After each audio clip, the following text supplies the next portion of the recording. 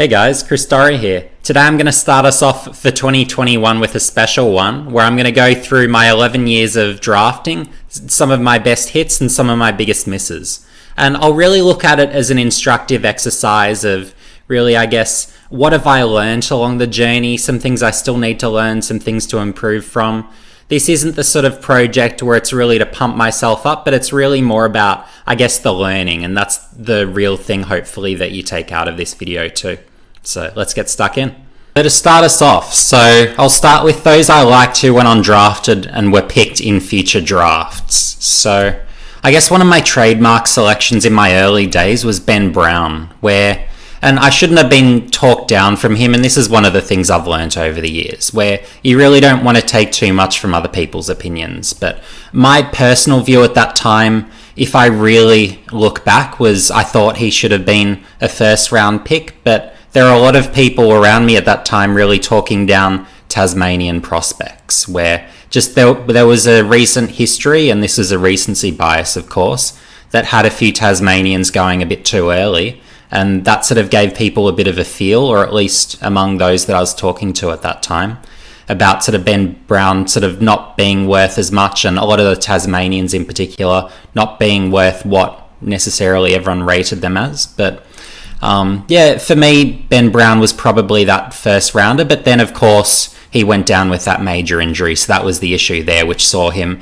really jump out of that mix and really go down draft boards and end up going undrafted. So he had a few years of Tasmania being from there, and then for the 2013 season had the year in the VFL, had a reasonable season, not terrific, but he showed enough signs to suggest he was draftable. Then eventually in 2013 we'll pick 47 North Melbourne, and of course the rest is history, and he's become that really consistent, you can almost rely on 60 goal a year key forward, 22 games every year. So he's been one of the better key forwards really in recent years, other than really last year.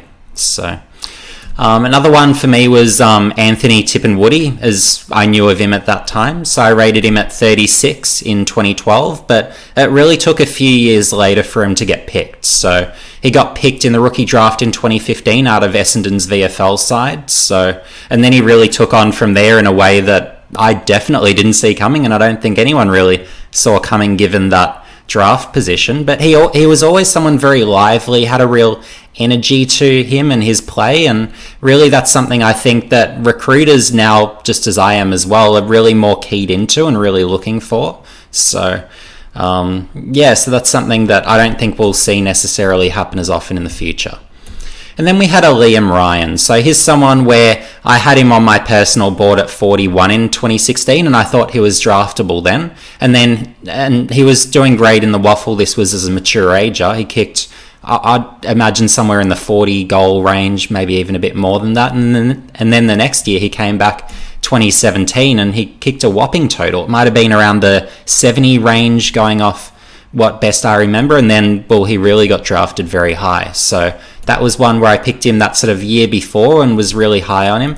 And again, Ryan was probably another case of I probably got talked down from him slightly, and really over the years that's been something I've learnt, where it's just you really have to back yourself, back your instinct, really make the call as you see it. So another one I was pretty happy with was Tom Langdon. So in 2012 I saw him as a pretty reasonable sort of, I guess, intercepting, rebounding defender. So and then 2013, he gets drafted then as an overager, where he comes back, has an even better year as that overager, and then, he gets selected. So it's basically a reward for work in his case, and he's had a terrific career, but unfortunately due to injury issues, he's now had to retire. But that 100 or so games, whatever he's played to date, was to a terrifically high standard, and he was a really valuable piece, and one that Collingwood are really going to miss, because he was one of those really, I guess you could say, 12, 13 good players that Collingwood still had. So that's a big loss for them, that's for sure. So Kyle Hartigan, so he was someone where I was really making the case every year for a number of years, but the one year I had him inside my top 40 was in 2009. So he was someone I was really surprised that year got overlooked, because he was pretty strong one-on-one, showed some intercepting capabilities. So I thought, he's someone draftable. I was even thinking some shades of Brian Lake at that time. So to bring up an old name, or Brian Harris as he was probably known then. But so just kept on chugging along in the VFL, and then eventually, 2012 he gets picked as a rookie. So and he's still going, is now at his second club. So he's had a pretty good career to date, and he might have another few years in him for all we know. So that was just one I picked, and it shouldn't have been that unique of a selection to me. I'm sure there would have been a few others that would have rated him as well, but I don't recall necessarily all that closely. 2009 was my first draft where I really sort of covered it. So 2018, so Sydney Stack, I rated at 22, and really it was just, I guess, off-field issues that there were some question marks around. So, but his first year, obviously, so he was picked up in the pre-season supplemental period, and he was someone where very much just year one, fantastic, both forward, back, spent sort of half a year at either end, and just really, really good player. So last year, a bit of a drop off, but he's someone in terms of certainly talent where he's definitely got the talent. So as long as he applies himself, sort of keeps to the course and does the right things off field, obviously, he can have a career and an excellent career. So we'll see how that goes, but at this time at least, it's looking like it was a fairly reasonable call to have him at 22 and at least pick him in 2018, because certainly on talent, he's that level of talent.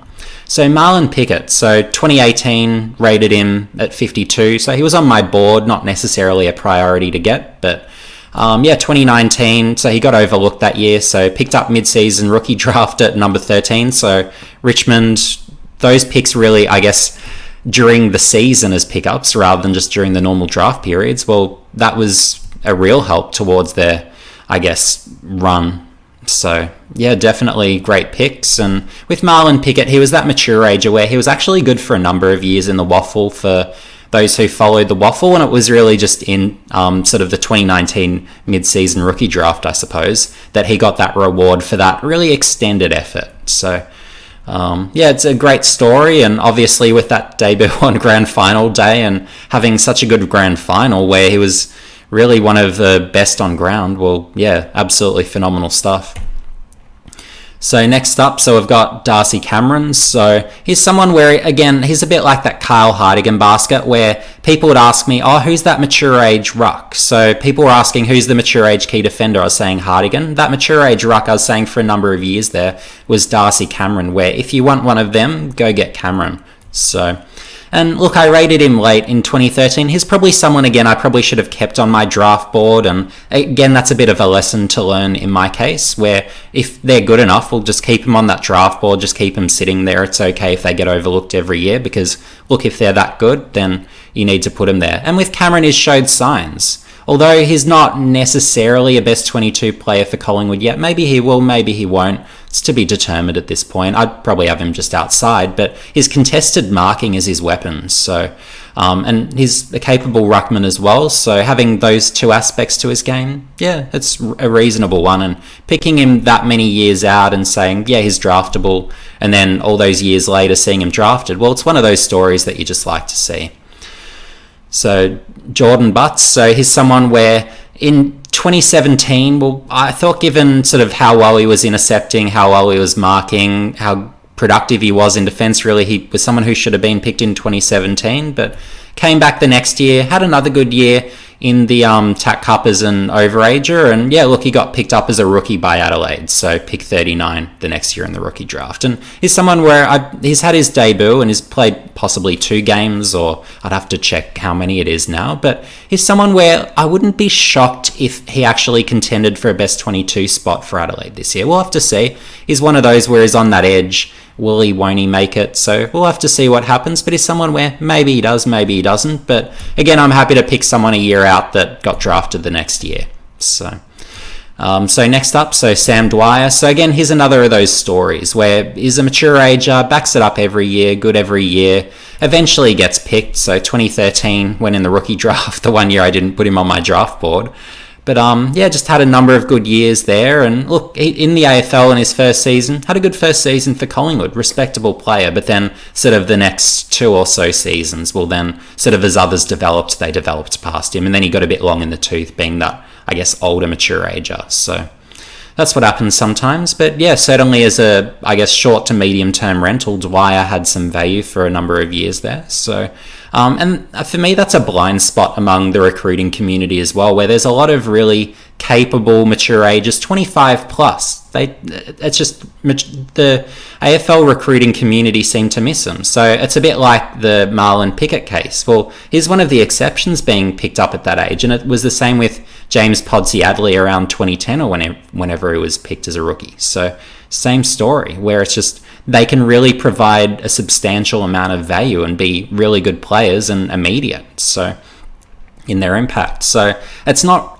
all about going young. AFL clubs really are too predisposed towards going young too often, and they overlook the obvious good established player. So that's something hopefully AFL clubs look to rectify over coming years and maybe change their weighting on a little bit for mine.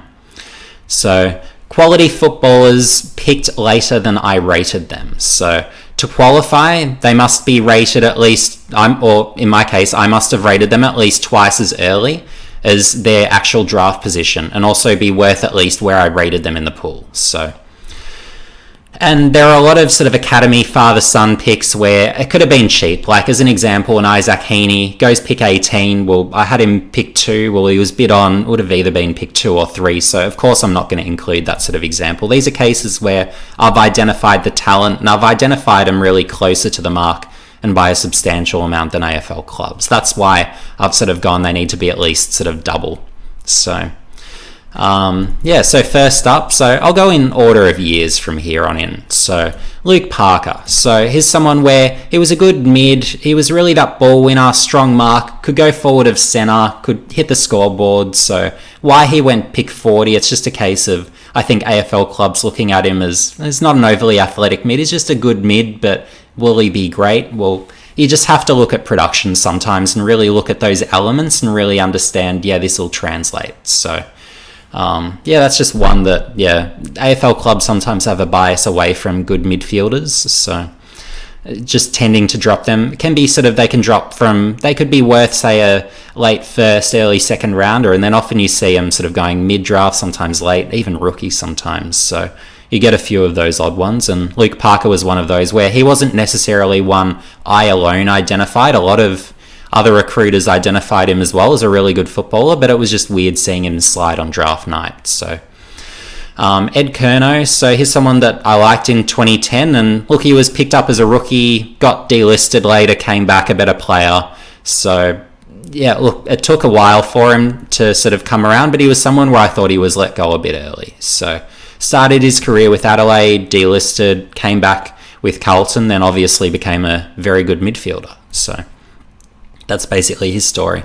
So Jared Witt, so here's someone where I could almost park him in that, I guess, Isaac Heaney camp, where look, as a New South Wales ACT scholarship player, didn't really matter where you rated him, as long as you thought, I want to take him, because you can take him with the last pick in the draft at that time, or if they're not good enough to sort of go in the national draft, you could take him as a rookie. So Witts was someone where I only include him here because I'm not really aware of anyone else that rated him as a genuine top 10 pick. Most people sort of saw him as is he maybe a second rounder? That was probably the vibe I was getting from a lot of people. So having him at pick 8, I don't believe anyone would have had him higher than that. So, and what I was seeing in Witts at the time, so what I was watching was his form in the VFL for Collingwood, where seeing what he was doing at that level, he was playing almost like a taller Shane Mumford, where just, I guess, the sheer physical presence, he really tackled aggressively. His tackling's actually declined a bit and his follow-up work's declined a bit, but his ruck craft's obviously really amped up a lot. So, but I was seeing that, I guess, taller Shane Mumford, so that was exactly why I had him at pick 8. So, that was one that worked out well. So, Lee Spur. So he was one where he's had a good career, pretty good mature ager. So I rated him at 30 in 2011, which is about probably what he was worth in hindsight. And then he went into the rookie draft pick 8. So good selection by Fremantle. And with a lot of those, I guess, defenders, a lot of good ones really have come late as mature ages. So that's something that AFL clubs really need to be cognizant of, where there's a lot of mature age defenders you can get, whether it's late draft, whether it's rookie draft. You get some most years, and we've had a few more in this recent draft. So you don't necessarily need to spend up a first round pick, You don't have to spend up a top 10 pick to get a good defender. And if you look at most of the best defenders in the competition, the general defenders, so your medium sizes, even smaller defenders, well, a lot of them have been picked as rookies or late picks. So that's something, I guess, to be aware of for those that want a bit of insight into where you can get some value in particular parts of the draft. So Sam Frost, so he was one where very athletic key defender, almost like a new prototype in some respects, where we just hadn't seen too many athletes like him, and he was almost like Noah Bolter before Noah Bolter. Not that he's nearly in that class by any means, but is an able key defender. So he was worth around pick 33, and look, he went to the rookie draft. So he was one where he just dropped a bit too late. And around that time, you'd find if key defenders were going to go national draft, they'd tend to go within the first 40. So if they didn't, then maybe they might drop to the rookie draft. Maybe some clubs might take a few speculative jumps. But yeah, it's been pretty well known for a long time that, for the most part at least, that the best key position players tend to go in the earlier portion of the draft. So, and that was really the case around this time too. So next up, so Jack Crisp. So he was obviously a tackling machine, and he was someone where, look, I thought there was some scope to develop, and I had him at 44. So where did he land? So he went to pick 40 in the rookie draft. So that was one where I saw a bit more value than clubs did. So Marley Williams, so 49. Maybe it's a stretch, but going 35 in the rookie draft, well, yeah. And I'd say 49 is probably about right. Whereas the top 50 pick, he's played probably, 100 odd games. He's now been delisted, his career's over, but he had a few reasonable years with North Melbourne, had a couple of really quite good years for Collingwood. So, so he was a pretty reasonable defender. Had that sort of athleticism, had the speed, very strong. Just obviously the kick wasn't great, but yeah, that was sort of his game. So Brodie Grundy. So this is one I was actually really angry at myself not having him higher in hindsight. And he was someone I just got talked down from, where all the talk at the time was, well, he interviewed poorly. Is an early draft ruckman. Will early draft ruckman be able to make it again? Because at this time, all the good ruckmen were coming out of the rookie draft, be it Sandilands, Cox, Mumford, Darren Jolly. So you didn't need to spend up early. And then you had the likes of, well, Josh Fraser, who was an early pick, body breaking down. You had a lot of those sort of stories. So, and we've also seen since then, well, we've had the likes of Nick Nat, well, pick 2, had lots of injuries. Cruiser, lots of injuries, pick 1. He's finished his career early enough. And then a Matthew Leuenberger, same story, pick 4. His career finished very early. Only really had one very good season and a few other years here and there where it was just he had some moments. So all that sort of talk around sort of, I guess you don't take ruckman early sort of took me down a bit, but I should have had him at really 2 at least in hindsight. But yeah, I didn't pick 9. If you take out the mini draft picks, the father-son picks, so we had Jack Viney, we had Joe Danaher, who was number 1 on my board that year. Well, really I had him at sort of, I guess it becomes 5 after all that. So that's what you need to be aware of there. So pick 18, well, that was ridiculous. I wasn't the only one that identified Grundy as a gun at that time.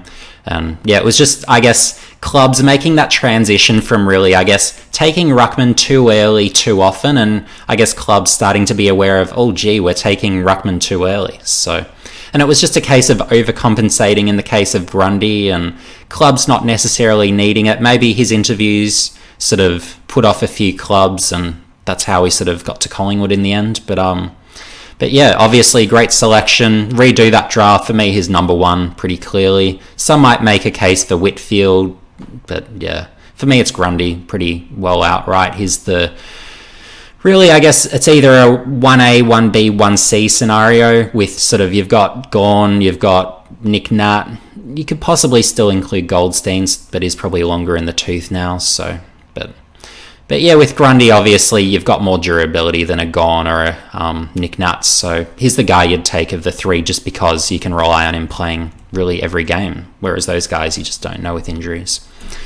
Okay, so Tim Membry. So he was one where, really in his final series in the TAC Cup, where he won me over outright. So he was just the absolute dominant player, where just forward of centre, even as that, I guess, 188 forward, well, he was the key forward, number 1 option inside 50, just taking mark after mark on the lead, just kicking goals, probably had a final where he probably kicked 6 goals or just some absurd number. So Skunky, as he was known in the junior ranks. But yeah, the clubs rated him at 46. They probably just thought, oh, medium forward, bit short, we can't take him too early. But yeah, just his play was just so strong that you can't not take him early. And in hindsight, look, he's a top 20 pick, I'd say, pretty easily. So next up, Zach Williams. So this is one where I probably should have had him earlier again, where I just loved his physicality, loved that edge to him, good midfielder at that time, and I think he's going to make a great midfielder for Carlton. I think a lot of people are sleeping on him if they don't think he'll be an even better midfielder than he was in defence. But durability is the issue, but yeah, he's a really good player. So yeah, went rookie draft, one of the very last rookie draft picks, but yeah, that shouldn't have happened. He was someone where he was a pretty clear, for me at least, national draft pick. So yeah.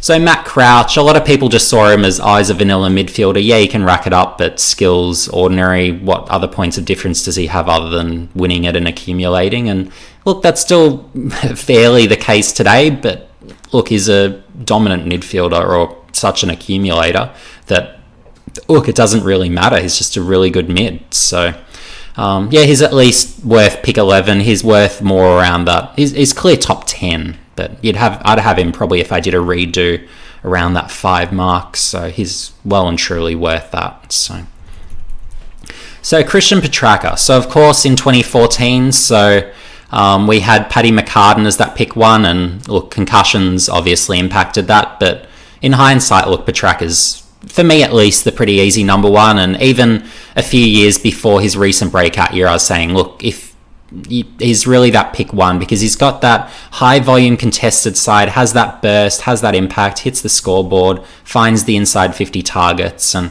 was only a matter of time until he developed his endurance and became the player that he is today. So yeah, I'm not at all surprised that he had the season that he had this year, and it was going to happen.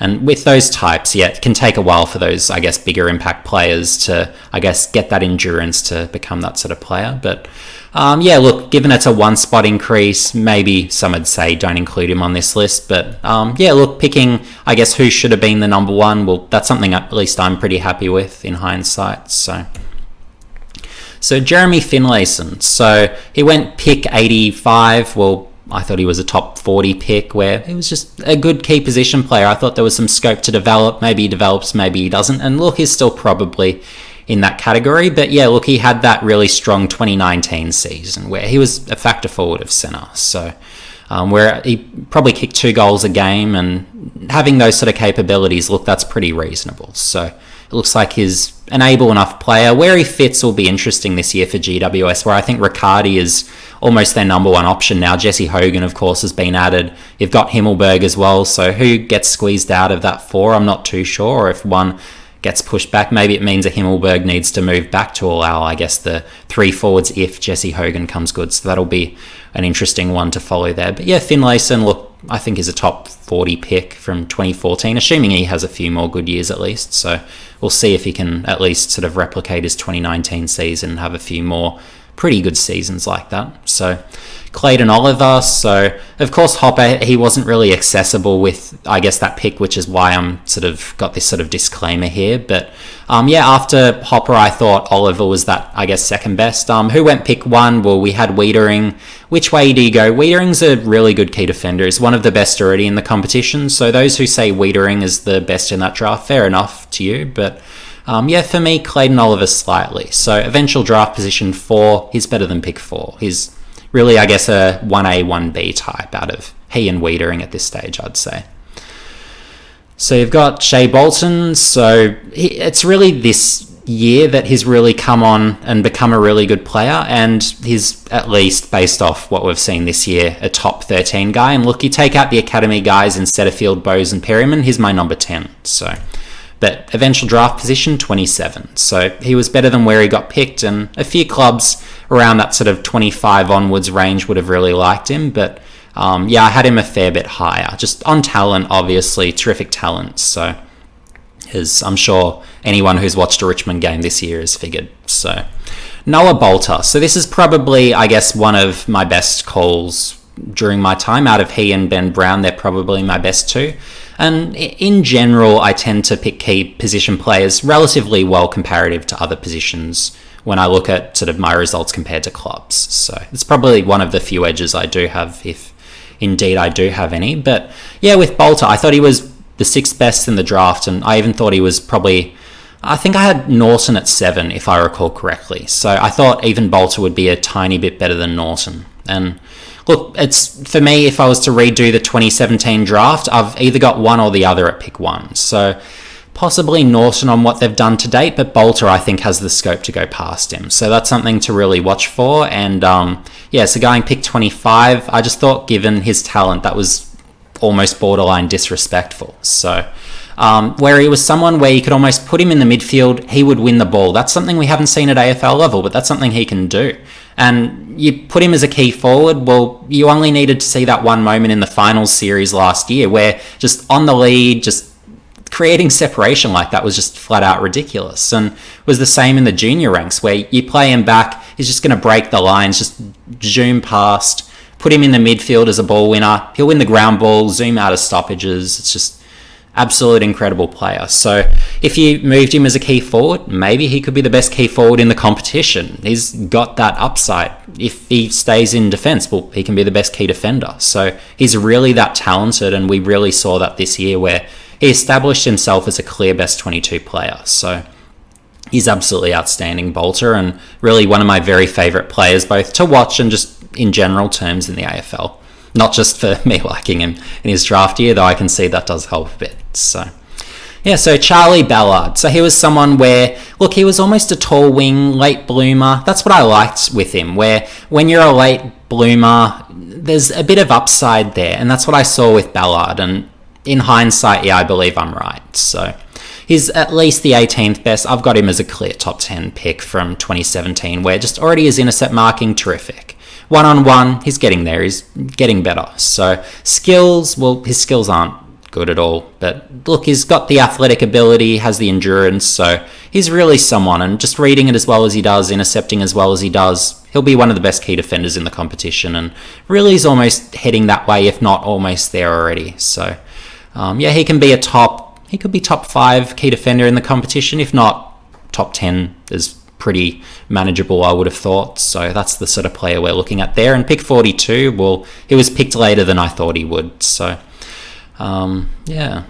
So whether any AFL clubs had him sort of in the range that I had, or if others do, I can't remember honestly, but there should have been others that I would have thought would have him at least sort of early second round. Whether I was the only one having him sort of as that genuine first round, I'm not sure. But yeah, I definitely rated him a lot higher than he went anyway. So Brian Myers, so he had that amazing TAC Cup Grand Final where he just absolutely dominated. Can't remember how many goals he kicked, but it would have been, going off memory, probably 5 or 6. So dominating that Grand Final and had a good season, but that Grand Final really put him over the edge where I was thinking, yep, he's that sort of, I guess, early second round pick or worth around that mark. So whereas where did he go? Well, he went at 57. So, and I think with recruiters, and this is a genuine bias that I've noticed with a lot of recruiters, where if there's a guy with a funny hairdo, well, they'll just drop him down their draft boards. Where we saw that with Luke Delhouse, and that was one where I liked him in his draft year, and then I really got talked out of him, where it was just like, oh, you're noticing the hair. Well,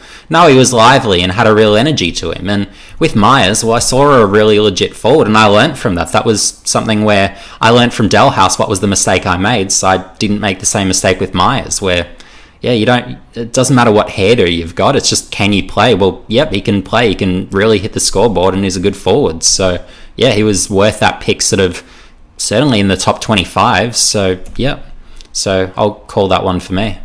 So special mentions. So these are guys where it's not quite the doubling effect, but you look at a Tom Lynch, 2010, you could say maybe he's the best in that draft. You've got the likes of Gaff, Parker. So there's some of the others with cases, and depends on positional biases, and we'll have to see if Lynch has a few more good years in him and whether he can sort of pick up off his sort of recent sort of, I guess, slump in more recent years. He was great with Gold Coast, but probably hasn't been quite the same with Richmond. But yes, certainly a lot better than pick 11, that's for sure. So yeah, that was one of my good early calls. And yes, from there, so you've got a Warple, so having him sort of that early 20s pick. So going 45, well, yeah, that was far too late. Where he was someone as an underager, where he was almost that first round quality guy, he was always going to be a round one ready sort of player. So it was really, I guess, just a case of getting around that. And look, although he was always a lot bigger and stronger than everyone, well, he actually had a bit of a burst of speed to him. And what was a query for me, actually, and what held me back from putting him in the first round was, well, is he actually going to become a consistent enough kick where he always had that penetration, but would he develop that consistency? So that was something where I was sort of querying that. And can he play sort of forward of centre, do anything else other than just play midfield? So, but yeah, going 45, and look, this is back to the Luke Parker thing, where we often find very, very good midfielders drop into sort of that mid-draft section into the 40s or thereabouts. So that's something to be alert and aware of. So yeah, don't let these good midfielders draft. Take them. Be aware of them. Have them on your board where they should go. Don't just drop them down and think, oh, I'm taking too many midfielders. If they're that good, like a Warple or a Parker, you absolutely have to take them. So yeah, that's something that clubs really need to be tuned into.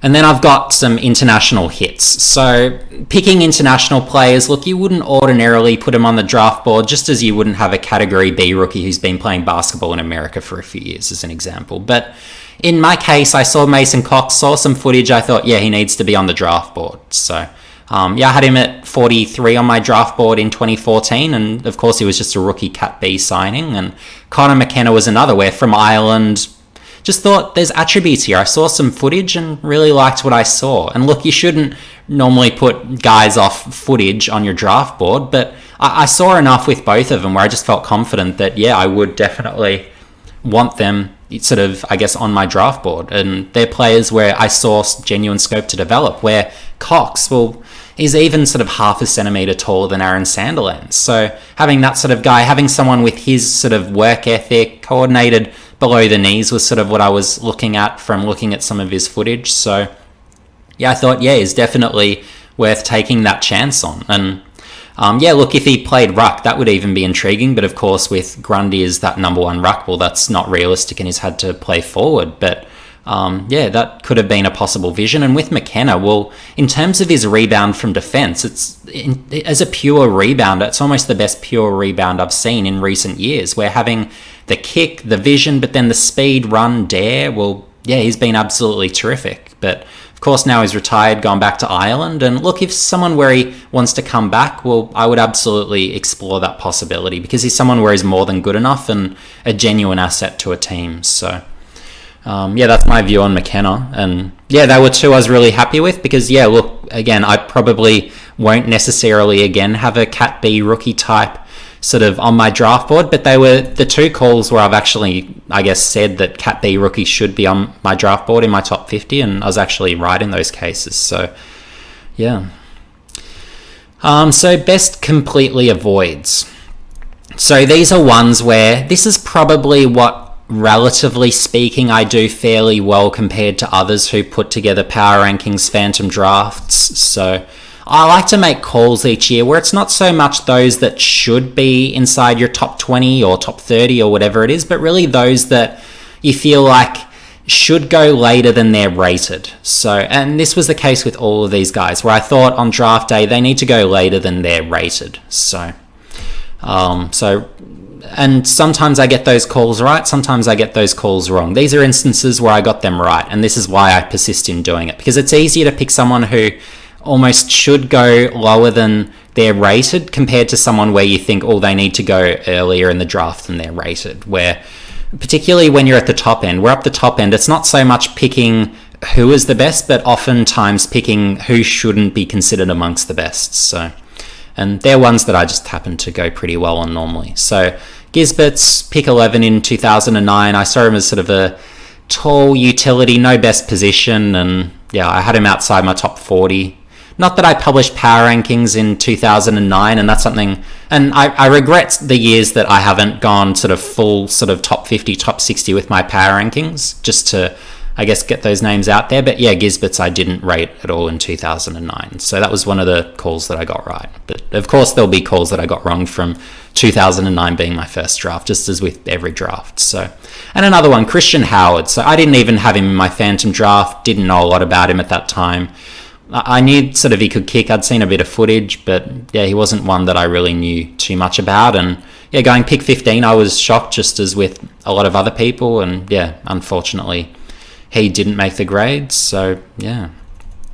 So Harley Bennell. So, and look, would seem weird having him at 10 sort of in his draft, where in terms of talent, look, you'd have him sort of around the 2 mark. But having seen his brother, being a Collingwood fan, seeing Johnny Bennell sort of, I guess, decide to go home after a year, it just made me worried for Harley, being brothers. So Johnny was a really good talent, for those that don't know much about him, where picked as a rookie for Collingwood, showed some really good signs as a forward, not a Harley level talent, but like as a genuine sort of small forward where there was a lot of talent. But yeah, went home. So, and look, the talk around Bennell was maybe he's a bit more mature, but yeah, the vibe I got, and it was just a speculative one, was look, I'm just not sure how Harley over the long term will go, where yeah, maybe he'll have a few years where he shows up and looks great, but it was just a bit of a wild card. So there are a few others where I just wanted to be a bit safer up the very top end. And as it happened, early years, look, I was really regretting it after 3 or 4 years, thinking, oh, gee, yeah, this is a mistake having him this late. But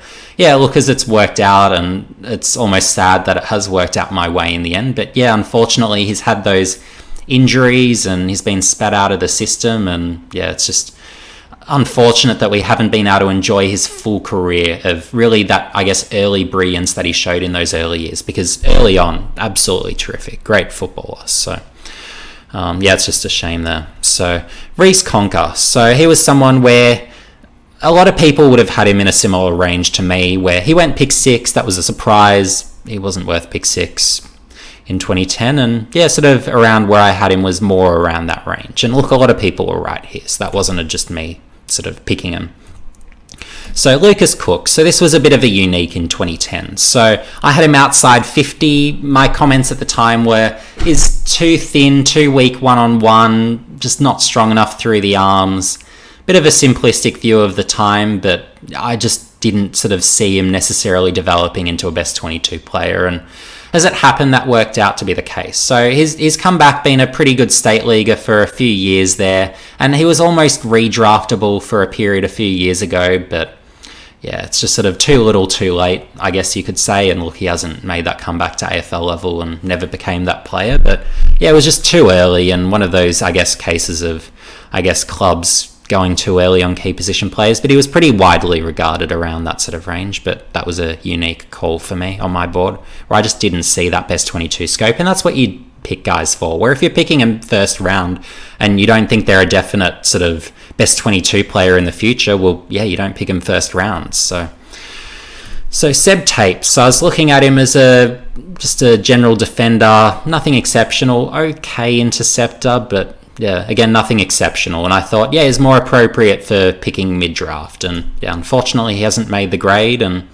yeah, and that's often the case with, I guess, those medium sizes, whether they're defenders, whether they're forwards. You don't need to spend a first round pick. And certainly if they're sort of not entirely exceptional, as I was feeling was the case with Tapes. So yeah, it was my preference.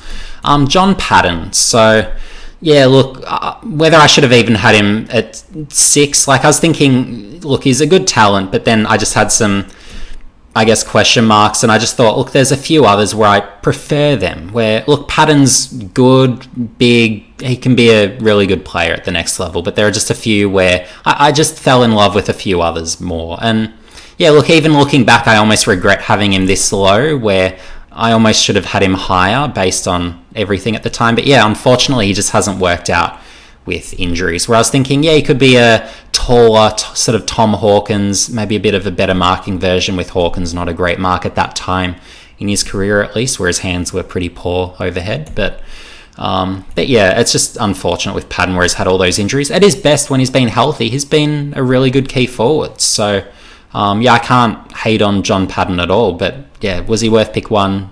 Unfortunately not, due mostly to injuries. But there are a few others where, even putting injuries aside, you'd probably take them ahead of him to be realistic. So So, Will Hoskin-Elliott. So, went pick 4. I had him at 16. If you remove the father-son academy picks a tiny bit earlier. But the basics were that great endurance, great speed. That's why clubs got suckered into him. But what I was thinking, well, he can't find enough of the ball. He's got the elite endurance, he's got the speed. But if you can't find enough of the ball, you're not sort of viable to pick that early. So the hope was that he'd develop into some sort of, I guess, elite endurance running wing who would find a heap of it, have an impact. Well, he just can't find enough of it. So he's had to become, I guess, a general medium marking forward, and look, he's pretty unexceptional in that role. Well, he had one good season, the year Collingwood made the grand final, but beyond that, look, yeah, he hasn't been too much of a factor. So he's not even worth pick 16 really if you look back at it. But yeah, obviously I was quite a bit closer to the mark. And Liam Sumner, so he was another where just, I guess, a skinny outside player, just not enough of a ball winner, doesn't win enough contested. And that's one of the things I've learned over the years, where you need to win a high percentage contested, and these were two where I got that call right, where look, Sumner played with energy, pretty quick, decent pressure, but yeah, just he wasn't quite at that level, so to justify a top, certainly 10 pick. So yeah. So Sheridan, so he was someone where, look, elite endurance, but otherwise I just wasn't sort of too sure of him, where I just wasn't sure he'd become that clear best 22 player, and it sort of worked out that way, where he's hung around in the league quite a while, and even that's really an achievement, relatively speaking. But yeah, going pick 16, I just thought that's a bit early, so yeah. Clay Smith, so he's someone where unfortunately injuries have played their part and really, I guess, put a stop to, I guess, his career. But look, he had that good finals run with the Dogs. He's had a respectable enough career, but in hindsight, where would you have him? Well, due to the injuries, you'd have him closer to 52. But yeah, look, if not for injuries, maybe he'd be somewhere sort of in that in-between mark, maybe edging towards top 30. But yeah, due to injuries, rather than any particular spectacular things on my end, has this worked out my way. But yeah, it was just my question mark. Why I had him that much later was just skills. I wasn't sure his skills would be up to scratch. So yeah. So John O'Rourke. So this was a sort of one where I just thought GWS have to be kidding if they're picking him at 2. So he's someone where he had the acceleration, skills pretty good, but yeah, he just wasn't the ball winner, not the accumulator to justify a pick that early. So it was just a pick based on attributes over performance, and you don't want to speculate that much that early. So and even, look, having him at pick 11, you take out the mini draft and father-son picks, look, it's pick 7, but having him that high was obviously, given his sort of done, well, yeah, obviously I was closer to the mark, but yeah, he hasn't made the grade at all, obviously, so hasn't developed. So yeah, and then Plowman, I was thinking the same, where it's just pick 3, you've got to be kidding if they're going to take it that. And look, I had those calls right in my phantom draft, but it was just, yeah, it's just, you can't take a Plowman that early, where, look, he's that undersized key defender. I just wasn't sort of sure what he'd develop into, and I thought, yeah, look, pick sort of 16 becomes 12 again if you take up the mini draft and father-son picks, but you can't take him pick 3. Like, he was a good defender, but not pick 3 level. There was clearly more than 3 players much better than him. So Sam Mays. So yeah, I had a bit of back and forth with a few people on him at that time, where there are a few that thought, oh, he's a top 10, clear top 10 pick. You're a fool for having him outside your top 20. So, but yeah, look, he was one where I was just thinking medium sizer, medium marking type, nothing exceptional. Don't think he can translate into a midfielder. You can get these types later on. Just unexceptional, and there's just not one thing about him that screams he's a top 10 pick. And yeah, look, he's still hanging around in the competition, but barely. He might be out of the league in a year or 2, possibly. So yeah, it's just, yeah, one of those where, yeah, there were just clearly better guys. Like, there were guys like Jack McRae and, yeah, you name it, so many better players. Brodie Grundy was that year, so. And then Christian Jack. So he was someone where, look, he was an okay prospect. So key position player, read the play well, pretty good mark, not very good, but pretty good mark. But yeah, he just never developed, unfortunately, where he never developed that physicality, that edge to him.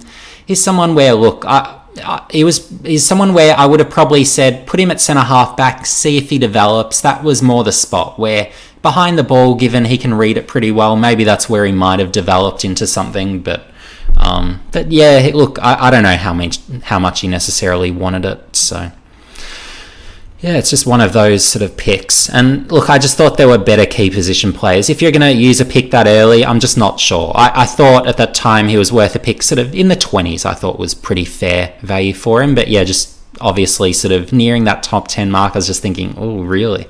And with GWS loading up on that many key position players at that time, it was just irresponsible, where they took Aidan Core at the same time, James Stewart. It was just ridiculous how many key position players GWS were taking at that time. So it was just not setting themselves up for success, not taking best available players, really just overloading in one position unnecessarily. So yeah, wasn't smart recruitment from GWS at that time, particularly towards their key position bias.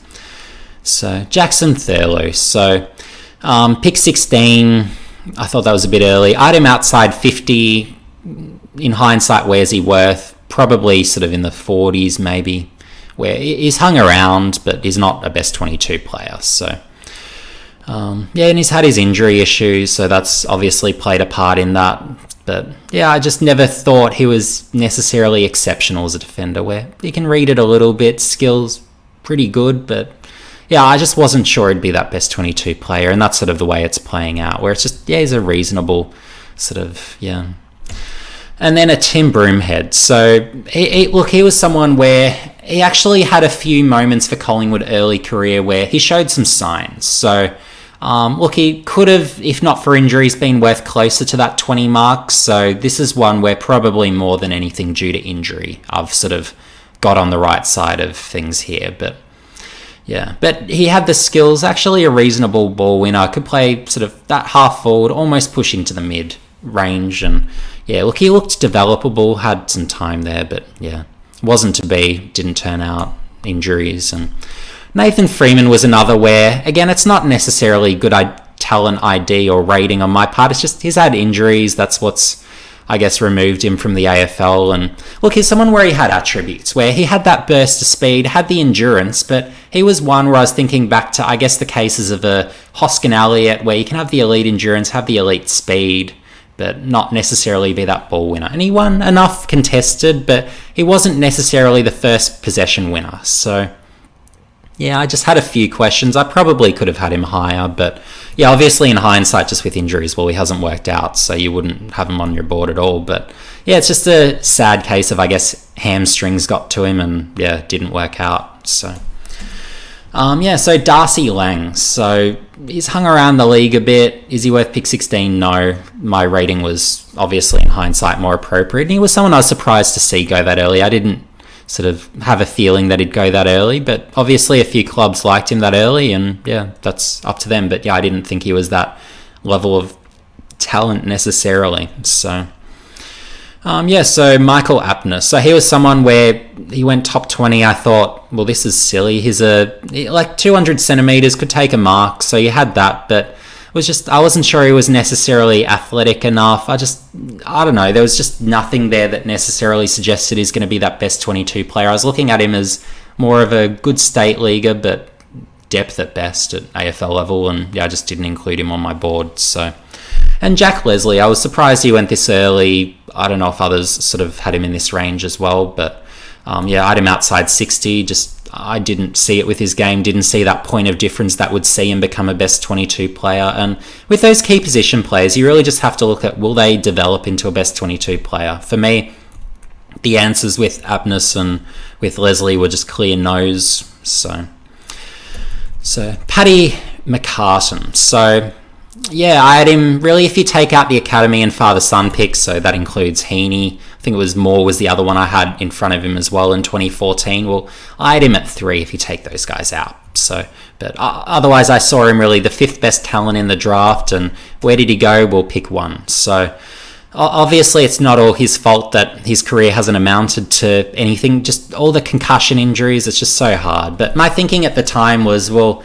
gee, he's got diabetes. Gee, do you want to really take a risk of pick 1 for that? And yeah, I just preferred the likes of, I guess, your I guess, yeah, the other options. So, like, you had Heaney, Petraka was my number one, so there were just better guys available, I thought. And look, McCartan was dominating in the TAC Cup, so he was averaging, would have been 4 goals a game, taking enough marks, great on the lead at that level. Even sort of like he was taking marks over his feet. He was doing some things that we haven't even seen him do at AFL levels. So, in fairness to, I guess, St Kilda putting him at pick 1, well, yeah, I sort of understand it, but having diabetes, being that 192 centimetre key forward, will he sort of develop well enough at that sort of height? Very much an early bloomer, so yeah, I just didn't think he sort of justified that pick 1 at the time, and yeah.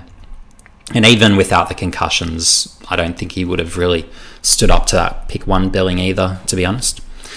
So Jared Pickett, so he was someone where I liked him actually, but yeah, he was someone where sort of later on down the line, I just thought, look, I need to put him down my rankings, where had the speed, has incredible skills, has the X factor, really high impact per possession, but just, yeah, I was looking at his numbers and really thinking, well, how many involvements does he have in games that are good? And just not enough of that, unfortunately, where it doesn't find enough of it, doesn't impact consistently enough. So yeah, I couldn't have him higher than where I did. So yeah, in hindsight, that's, I guess, been sort of justified. So because he's out of the competition, obviously. So, and Marchbanks, I was thinking, look, is an okay-ish key defender, sort of a bit undersized, can intercept a little bit, but yeah, there's just nothing sort of really that jumps out at me. So he's not a top 10 pick. And I was thinking, yeah, look, he's around that 20 mark. This is where I had him. So yeah, and in hindsight, look, you'd have him sort of certainly closer to where I had him, probably even a little down from that. So yeah. And then from here, so Corey Ellis. So yeah, he was a consensus sort of top 15. Most would have had him certainly first round. So it was a bit of a unique me having him outside the top 20. But yeah, that was one where certainly in hindsight, I feel very much justified in doing. And then Blake Boakhurst. So here's one of the rare cases of mature age and not working out. So goes pick 19. I had him outside my top 60. I thought it was ridiculous that he went first round. I sort of thought, oh, maybe he's a late rookie pick, but no, he really jumped up the board. And really at the time it was just, I guess, an overrating of, I guess, speed. So there was a real period there where it was just a disgusting overrating by clubs of anyone with speed. So particularly I think it was 2017, if I recall correctly, where it was just, yeah, it was just really terrible. So yeah, we had the likes of Ling obviously that year, but I'll get to him in a moment. So, but yeah, Josh Shackey. So he was someone where went pick 2. I didn't see him as that level of key forward. Really good during the under-18 champs, but I didn't see it in the TAC Cup, having watched him carefully during the year. So dead-eye in front of goal, and I think he kicked, it would have been probably 16 goals in the under-18 champs that year, so had a really good under-18 champs. And look, he was a reasonable marking target, but I didn't see great. I thought, yeah, he's best 22 and maybe he's a number 1 option, but I never sort of saw him as that. I guess he's going to be one of the best key forwards in the comp. I never saw that with a Shackey, where I just didn't see how he's going to dominate. Good endurance, but yeah, I just wasn't sure. And obviously good height, but yeah, I just didn't see him as that necessarily dominant guy. And yeah, look, now he's probably just hanging on to a list spot at this stage, where for the Dogs, well, it's going to be all about Jamara and Aaron Norton. So yeah, he's going to really need to transform his game, whether it's as a tall wing or whether it's as a key defender. He really needs to, I guess, look for a different way to be a player sort of beyond this year. So Darcy Parish, so good midfielder, not great. Look, he hasn't really probably had, in fairness to him, the inside mid opportunities that he probably requires to be an effective player for Essendon, but he hasn't really developed either. And that was exactly sort of what I was seeing in his draft year, where he didn't develop as much as I would have liked in his draft year. So, and look, he had reasonable skills. He could win enough of it. He was a good player, but not top 5 good, certainly. I was just thinking, yeah, he's a good midfielder. He'll be a best 22 player. He's probably an okay sort of, I was thinking at the time, maybe a second, third option mid, but yeah, he's looking more like a 4th option mid, really. So I wouldn't have him as a top 15 pick in hindsight. I don't know about others, but that's sort of where I have Parish at this stage in his career, at least. So, and a Sam Wiedemann. So he's someone where he's still really trying, I guess, to find his feet to some extent. He's slowly improving, but he's not a number one option by any stretch of the imagination. So he'll benefit from having Ben Brown be that number one option, and fingers crossed for him, he can improve on where is it. But at this stage, even sort of having him in the top 20 range would be very generous. So my rating, I would say, is pretty clearly closer to the mark, at least at this stage. So because we're still hoping Wiedemann really comes good. And then an Archie. So he's someone where, look, he's been playing, Brisbane's been giving him opportunities. So, look, maybe he slightly outperforms my position, but he's not a top 10 pick. He's nowhere close. So, it was just, for me, that was a bit of a weird one where I just didn't see him as that level of impact player or high enough sort of, I guess, production to justify taking certainly top 10s. And I don't think anyone would have had him lower than I would have either. So, and Griffin Logue. So again, I rated him at the low end. He can still have a career as well. So look, he could become a component to Fremantle's defence, but I never saw him as a centrepiece by any means, where I was thinking maybe he's going to be a third tall defender, and I'm still sort of sitting in that same camp where he's not a genuine key defender. He's not going to become a tall ball winning midfielder. He's just maybe is going to be a piece in defence, but we just have to see. We're still waiting on that. So. And then Jordan Gallucci. So he's someone where there was one particular game, and this was at Box Hill City Oval, where he absolutely went off. He probably had 40 disposals or something. I remember on ESPN writing about this particular game. And then I'd see him in other games, and it's just, he's invisible. He's not showing up. So, it's just Gallucci. He's not someone I'm really a rap for. And look, I'm not surprised that his career's sort of, been sort of what it is, and it's really, he's just that inconsistent player that I'm just not sure about really. So it's just a shame he hasn't come good, but obviously at his best, well, there were some signs which justified him going pick 15, but I just didn't see that consistency to justify it, nor the best position. Is he a mid? Is he a back? Is he a forward? You need a best position, and I couldn't see a spot that I particularly liked him. And Lockie O'Brien. So he's actually someone with weapons. So he's someone where he's really got that run, good kick. So he's sort of got a bit of that, but look, not high enough production, doesn't win enough contested. So it's hard to see him necessarily coming good at AFL level. And that was my sort of element of caution. So look, having him at 21, I thought, look, is someone where I'd let someone else draft. And this is the key with all these guys. They're all guys where in their draft year I was pretty well saying, look, I wouldn't draft them, but someone else probably will in the majority of cases at least. So, so it's just a case of I'd let someone else draft these, I'd take someone else that I like in that sort of, I guess, range. So, and look, maybe he develops. I don't think he will. So, and then you've got Aiden Bonner. So, look, he was someone where he had his injuries in all those years as a junior, and look, it was hard to rate. GWS taking him at 11 sort of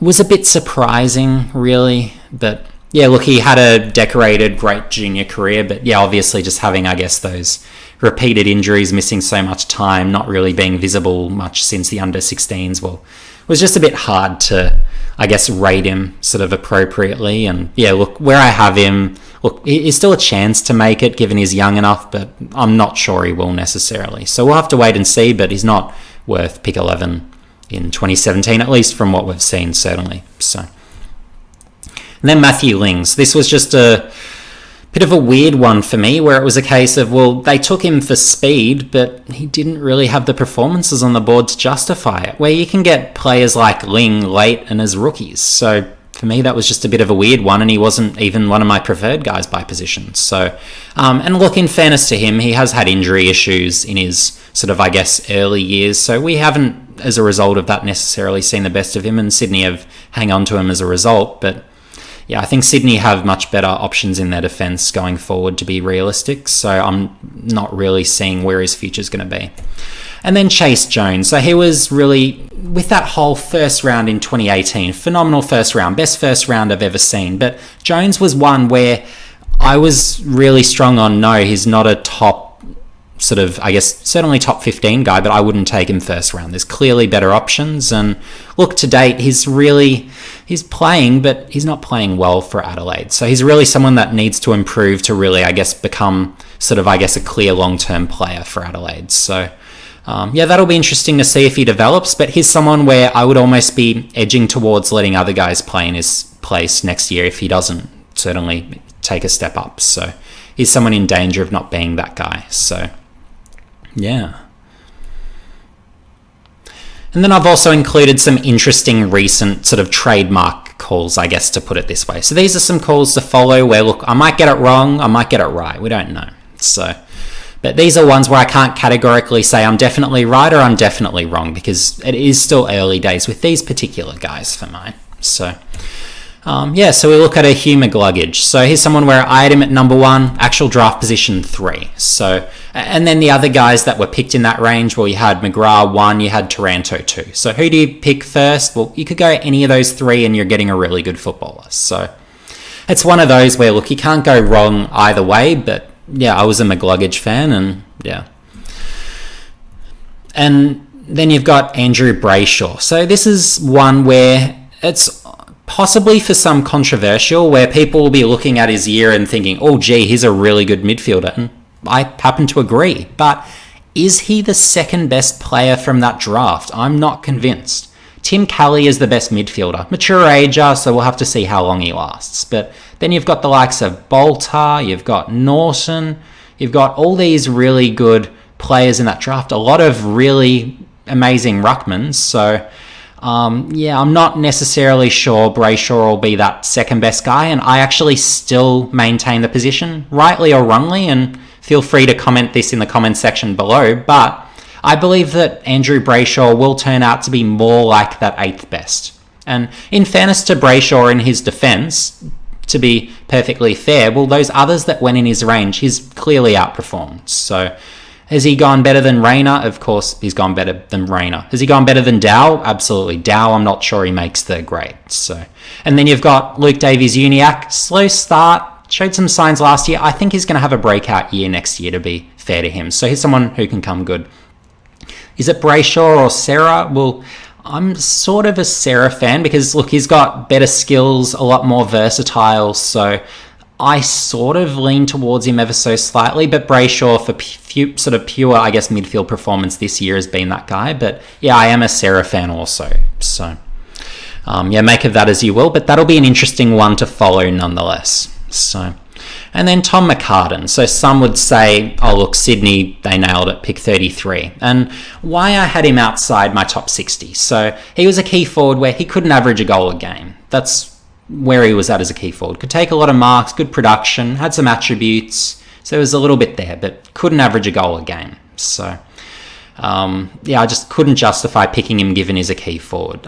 Switching into sort of become a key defender, that's his chance to make it for Sydney. So we'll have to see how that works out. But yeah, for me, it's still a bit sort of early to call one way or the other. It's a bit inconclusive. We really need to see McCartan become a key defender and become a good key defender before we can sort of say, yep, he's definitely a long-term player. So Jack Lukosius, well, this is one of the trademark calls I guess I'm best known for. But for me, he was a clear-cut number 1 in 2018. I loved a lot of guys in that draft. And there were probably 4 or 5 guys where most years I would rate and pick 1, but it was just such a sort of, I guess, loaded draft at the top end where you've got some out-and-out stars. So, yeah, whether it's Lukosius, Smith, Walsh, Rankin, Rosie, the King brothers, Blakey's good. So, there's so many good players from that draft. But, yeah, Lukosius I had number 1.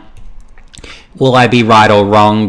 We'll have to wait and see. But Lukosius being number 2 in metres gained this year, really, I guess, becoming that, I guess, you could almost call him the best kick in the competition. And the special sauce with Lukosius and his kicking is this. So he's someone where he's going to see sort of who's going to be where the ball lands in the moment it lands. So you'll have guys that aren't even in the spot and the ball will land at the spot ready for them. And he sees the play sort of play out sort of almost basketball style where it's ahead of speed, where he knows what's going to happen before it happens. So having that sort of, I guess, it's really a 60-metre kick and precision centimetre perfect sort of kick. Well, yeah, Lukosius could be that best kick in the competition. I would argue he's in that conversation firmly. So, and look, he's someone where if he was ever to be played sort of on a wing as a key forward, he could be an absolute monster as well. Where I was saying, look, he's a Nick Rewalt, but with about the best kick you've ever seen from a key position size guy. So that was what I was saying at the time of his draft.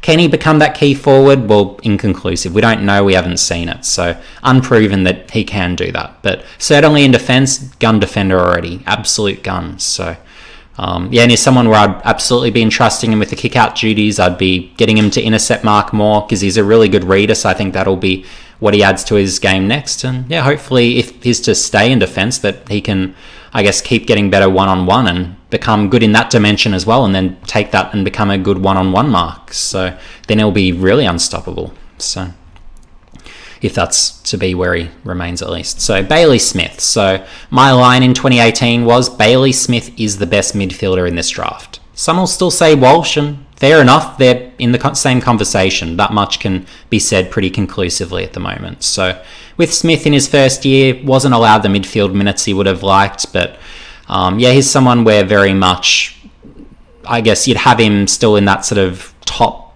few conversations. So will he be the 7th best? Will he be the 3rd best? What's he going to be closer to? Don't know. But for me, he's still the best midfielder in that draft. And if I'm to redo it, well, that would be a real ask to say the least, where I'd probably have Lukosius 1, and then is Smith number 2? Is it Walsh? Is it one of the Kings? Probably Max if it's one of the Kings. So it's just so hard to say with that draft, where it's still so early and so much to play out. But I still like Smith at 3, but yeah, it could work out he's closer to 7, but that's one of the fascinating ones to watch anyway. So now Riley Collier-Dawkins. So he was one where tall midfielder, late bloomer. I thought he'd come good, and I still think he can. The preseason reports coming out of Richmond, the last preseason at least, where he was basically pushing around Trent Cotchin at stoppages. So that's pretty exciting talk, given that was a year ago. So yeah, track his preseason closely this year, because yeah, look, in 2021 he could become that best 22 player for Richmond and be that almost, I guess, Noah Bolter breakout style player for Richmond. So yeah, that'll be a fascinating one to watch. So but yeah, whether I'm right or not, who knows, he's yet to debut, so it's looking like his actual draft position was more appropriate, but I'm really interested to see whether he comes good. He's still got that scope, so watch him. And then Connor McFadden. So he's one where, look, yet to play. He's had injury issues. We'll have to wait and see. Brisbane's going to be a hard team to break into, so that's another, I guess, problem in that respect. But tall midfielder, but he's someone where forward of centre is just as good as he is through the midfield. Through the midfield, he's a tall, ball-winning mid. Put him forward, strong mark, can hit the scoreboard. He's a good forward too. So he gives Brisbane options, and he's someone where I would really like to see Brisbane start introducing him to get games, because I think Connor McFadden will be a player for Brisbane. So yeah, he's one to watch with interest. Which way it works out, look, he's probably closer to 42 at this stage, given we haven't seen him. But yeah, look, he's someone where I still believe in him. I still think he can come good. So if ever Brisbane start sort of, I guess, putting him, if they ever put him on the trade block, same with a Riley Collier-Dawkins for Richmond, I would be really making a play for either of them, because I think they've got still scope to develop and become good footballers. So there's some guys to watch. So now Riley West, so father-son, so pick 26. But of course this is the era where you match on the bid, where it's sort of made. So yeah, so this is where it was determined his worth. But with West, I think he can become a good player for the Dogs. And look, they've just got so many midfielders that it's just painful. You can't fit them all in, and that's the only thing that's stopping West from playing, because he is someone where, in my opinion, he's an AFL standard midfielder today. So if he was on another list, a list that needed, I guess, another good midfielder, Riley West would be another good midfielder. So yeah, he's someone to watch. Bulldogs are going to have to play him forward if they're to introduce him this year. And look, he's a good tackler, good ball winner, finds it. So yeah, we'll have to wait and see. He can probably kick a goal here or there, but yeah, it's just one of those where it's just he's on the wrong team and it's sort of frustrating there. But he's someone where I think he comes good. But is he worth pick 11? Is he worth closer to pick 26? given sort of where it's at currently is closer to 26 given the strength of the top end of that draft, but I think he's going to come good, so we'll have to wait and see. And then Luke Valenti. So he was the South Australian captain at the Under-18 Championships, big time ball winner, accumulated a strong contested ball winner, but he's yet to debut. So if you're a super coach or AFL fantasy player, watch what he does. Unfortunately for him, there's other good Fremantle young midfielders that have been introduced, so it will be a battle for him to get games. But yeah, look, he's someone where he's still got the scope to come good. So watch with interest. Of course, where is he at this stage? Well, we haven't seen him. I don't believe he's debuted yet. Correct me in the comments section below if I'm wrong, but I don't believe he's debuted yet. So but yeah, look, if he does, I think he's actually someone with the scope to be a best 22 player. So we'll have to wait and see. He's a bit of could go either way, but I'm still intrigued, and I'm intrigued enough to put him in this, I guess, unconfirmed, it could go either way category. So watch with interest.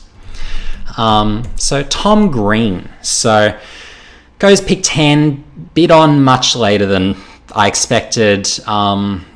Where did I have him? I had him 3, so I had Matt Rowell, Noah Anderson, then Tom Green. So in hindsight, I would actually, if I was to redo that draft, and I know we haven't seen much of Green yet, he's only played I'd say probably 5 or so games, but he's someone where very much I'd be saying, I'd pick him, if I'm doing a redo, I would pick him pick 2 after Rowell, where Rowell, outstanding in those 5 games where I saw him, you can't take anyone else when you've got Rowell, but Green is someone where I think he's going to be an absolute monster. So you've got Josh Green plus, could be nearing the Paddy Cripps level, best contested ball winner and stoppage player I have seen in the junior ranks in all my years. So he's someone where he's going to be an absolute beast. And I spoke about him in the previous video where he had 20 plus contested possessions in a AFL game this year in one of them. So he's an absolute beast, and if he's given those inside midfield minutes for GWS, which is the question mark,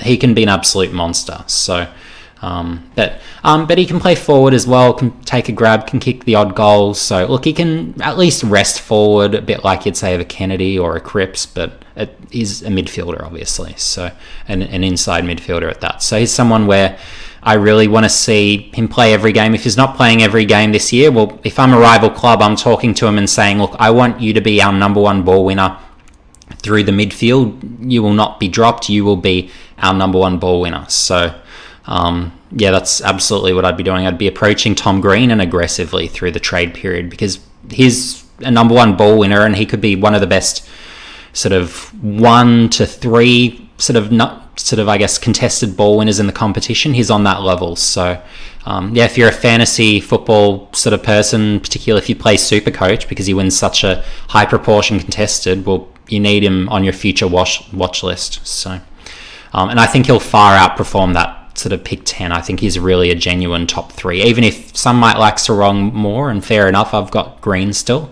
But we'll have to wait and see on all those because it's obviously 1 year in, could be a Reece Palmer story where great year 1 and then it just dwindles off. So you never know with how careers play out. So Sam Flanders. So he's someone I had at 4, went pick 11.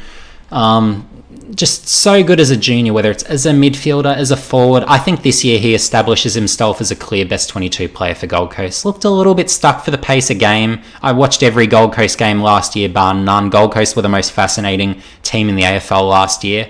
And look, in the games, he struggled for pace, but at least he showed aggression, attack on the ball, tackled really strongly. But I think with more games, he will get comfortable and he will become a factor and he'll be an impact player. So really watch for Flanders as both a midfielder and a forward. He'll probably start more forward, but he can most certainly push through the midfield and be a good midfielder too. But he's one of those sort of medium marking types, but high impact per possession on top of all that. So watch Flanders for future years, and it'll be interesting to see which end of this spectrum he is. Currently it's closer to 11, but he could sneak into the top 10 in terms of quality in career, but we'll have to wait and see. But he's someone where I think he's really got a good amount of upside there. And then Brody Kemp. So here's someone where, having seen him through the under-18 champs, just wowee. has the X factor, tall, can play anywhere. He's either, whether he's a tall ball winning mid, whether you play him as a key position player, tall flanker, doesn't matter where you play him. He's someone who can really change games, and in big moments he really steps up. So yeah, I've been really impressed with Kemp. Probably doesn't have the production, and obviously coming back from the major injury. Hopefully we see him this year. If not, ideally as a regular for Carlton. So we'll have to wait and see on that status. But yeah, I would be expecting certainly to see him this year. So yeah, we'll have to wait and see. Does he perform to pick 5? Does he perform to pick 17? We haven't seen him yet, so we'll have to wait and see. Nothing known. Devon Robinson. So it should be Robertson.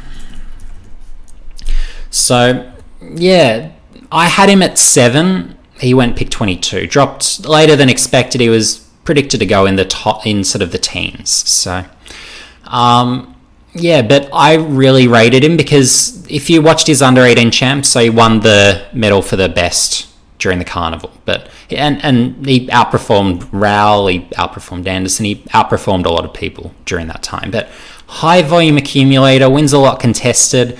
You could play him inside or outside if you need to, so maybe he gets opportunities on the wing for Brisbane this year. We'll have to wait and see, but he's someone where Brisbane need to get games into Robertson. He's a really good mid, so yeah, don't sleep on him. He's someone where he can be good in a few years' time, if not this year. So, because yeah, it's just underutilized this year. It's just I can't understand why he's been underutilized that much, but he's better than just a debut game and nothing more. And then Ryan Burns. So he's someone where he was a good midfielder in his draft year, where high production, wins a high percentage contested, skills pretty good, has a burst of speed. For me, it was worth sort of a late first rounder, early second, but yeah, pick 52 I found pretty disrespectful to him, frankly. And look, his debut didn't do anything in his debut game, but yeah, we'll have to wait and see whether, I guess, he can get more opportunities this year for the Saints and whether he can, I guess, pick things up a gear. But yeah, for me, he's developable and he's got enough tools where he can be a best 22 player. So that's a bit of a wait and see. Biggie Newens. So I really like Biggie. Big fan last year, obviously, but yeah, he's a bit like an Aliir, but more advanced at the same age. So if that doesn't excite you, well, I don't know what will. So really natural reader of the ball in flight, really good interceptor. So you play him as a key back, that's where he has his impact. I've seen him forward, I've seen him ruck. It's not the same. You need him as a key back, such a good reader of it in flight, great athlete, great intercept mark. That's what he needs to be doing. That's his bread and butter. So that's absolutely where I would be playing him, and maybe that even allows a Noah Bolter to become the next full forward for Richmond. So yeah, we'll have to time capsule that call, but yeah, I do believe that Biggie Newen, put him centre half back, he can be an absolute beast. So pick 52, well, yeah, look, this is where he was expected to go roughly. He was sort of a late, otherwise he would have got rookied. Yeah, being an academy pick with St Kilda it was, so he could have gone to St Kilda, but yeah, Richmond obviously placed a bid. Saints didn't match, so that might be one the Saints in a few years' time rue, but we'll have to wait and see. We haven't seen him yet. It'll probably take him a few years to develop, to be realistic. Josh Sheedy, so he's one that went undrafted. I thought he was a top 30 pick. I actually thought he was better than Will Day, and by a fair margin, honestly, based on what I was seeing during the under-18 champs, and in a pretty similar role. But yeah, unfortunately, he hasn't really done much this year in the Sandful, so yeah, it's probably against the odds we get to see him at AFL level. But look, he was someone where really good evasion, has good skills. I was disappointed to see him not drafted at all, so yeah, that's a shame there. But yeah, Kysaiah Pickett, pick 12, I thought it was a bit too early. So we'll have to wait and see. He's played, it's been alright, brings forward pressure, brings energy, has some speed, has some X factor, but yeah, we'll have to wait and see. He might be somewhere in the mid market, might work out. He's got the scope to have a career, that's why I obviously had him in the 30s, where he's got a chance and we could see him, but yeah, it's just I believe there are better guys from that draft, but we'll have to wait and see. Again, it's a, I guess, trademark call, given it was pick 12 and he was picked a lot earlier than I had him, and same with Will Day. And this is one where early days, it looks like I'm going to be on the wrong side of the ledger, where Will Day, during the under-18 champs, he was invisible. He was innocuous. There just wasn't anything about him that jumps out at you. I could watch a whole game of his and not take one single note of him. But what he does, he's someone where he fits into a team. And that's exactly what's happened, to my surprise at least, for him at Hawthorn this year, where he's just really fit in across halfback, has the skills, uses it well, has the composure, so he's not phased at all. And he's really slipped in, really, to my surprise, to a much higher level than expected. So yeah, it looks like early days I'll be by far on the wrong side of that ledger, and it's looking like is probably a top 10 pick in hindsight for 2019. So congratulations to Hawthorn on a good pick, and yeah. So next, we've got Mitch Georgiades. So here's someone where, again, looks like I'll be on the wrong side of the ledger, but in looking back, well, he played the under-18 champs in his underage year, and look, he showed glimpses, good aerially, strong mark. There were some glimpses there, but looking at his performance from 2018, I couldn't justify having him in or near the first round mark, coming off sort of missing that whole season with injury. I just wasn't confident enough to have him necessarily on my board. I had him just outside my board, but yeah, he just was someone where I was always in the camp of I would let someone else pick him because I'm not sure. So yeah, and sometimes you have to do that. Sometimes you just have to say, look, I'm not sure on them, I'll take this guy instead. But yeah, early days, look, Georgiades playing in year one, great accomplishment on a really good Port Adelaide team, and he looks like he'll far outperform my rankings. So congratulations to the Power on that pick, at this stage at least, as it's looking. So Sam de Koning. So where did we go? Yeah, here we are. So Sam de Koning. So yeah, his brother, obviously, Tom, he's showing some signs for Carlton. Late bloomer. So, and Sam's another late bloomer. So that's something where, look, maybe he comes good, but I rated him sort of where I did because, look, even though he's a late bloomer, he wasn't a good performer in the NAB League or in sort of 2019, where it was just, there was nothing exceptional or extraordinary about him. It's just, he's a tall late bloomer. So maybe he develops, maybe he doesn't. So yeah, we'll have to see what happens, but yeah, maybe he does come good. But yeah, it's just one of those calls where I just couldn't justify having him that early, where he hadn't shown enough.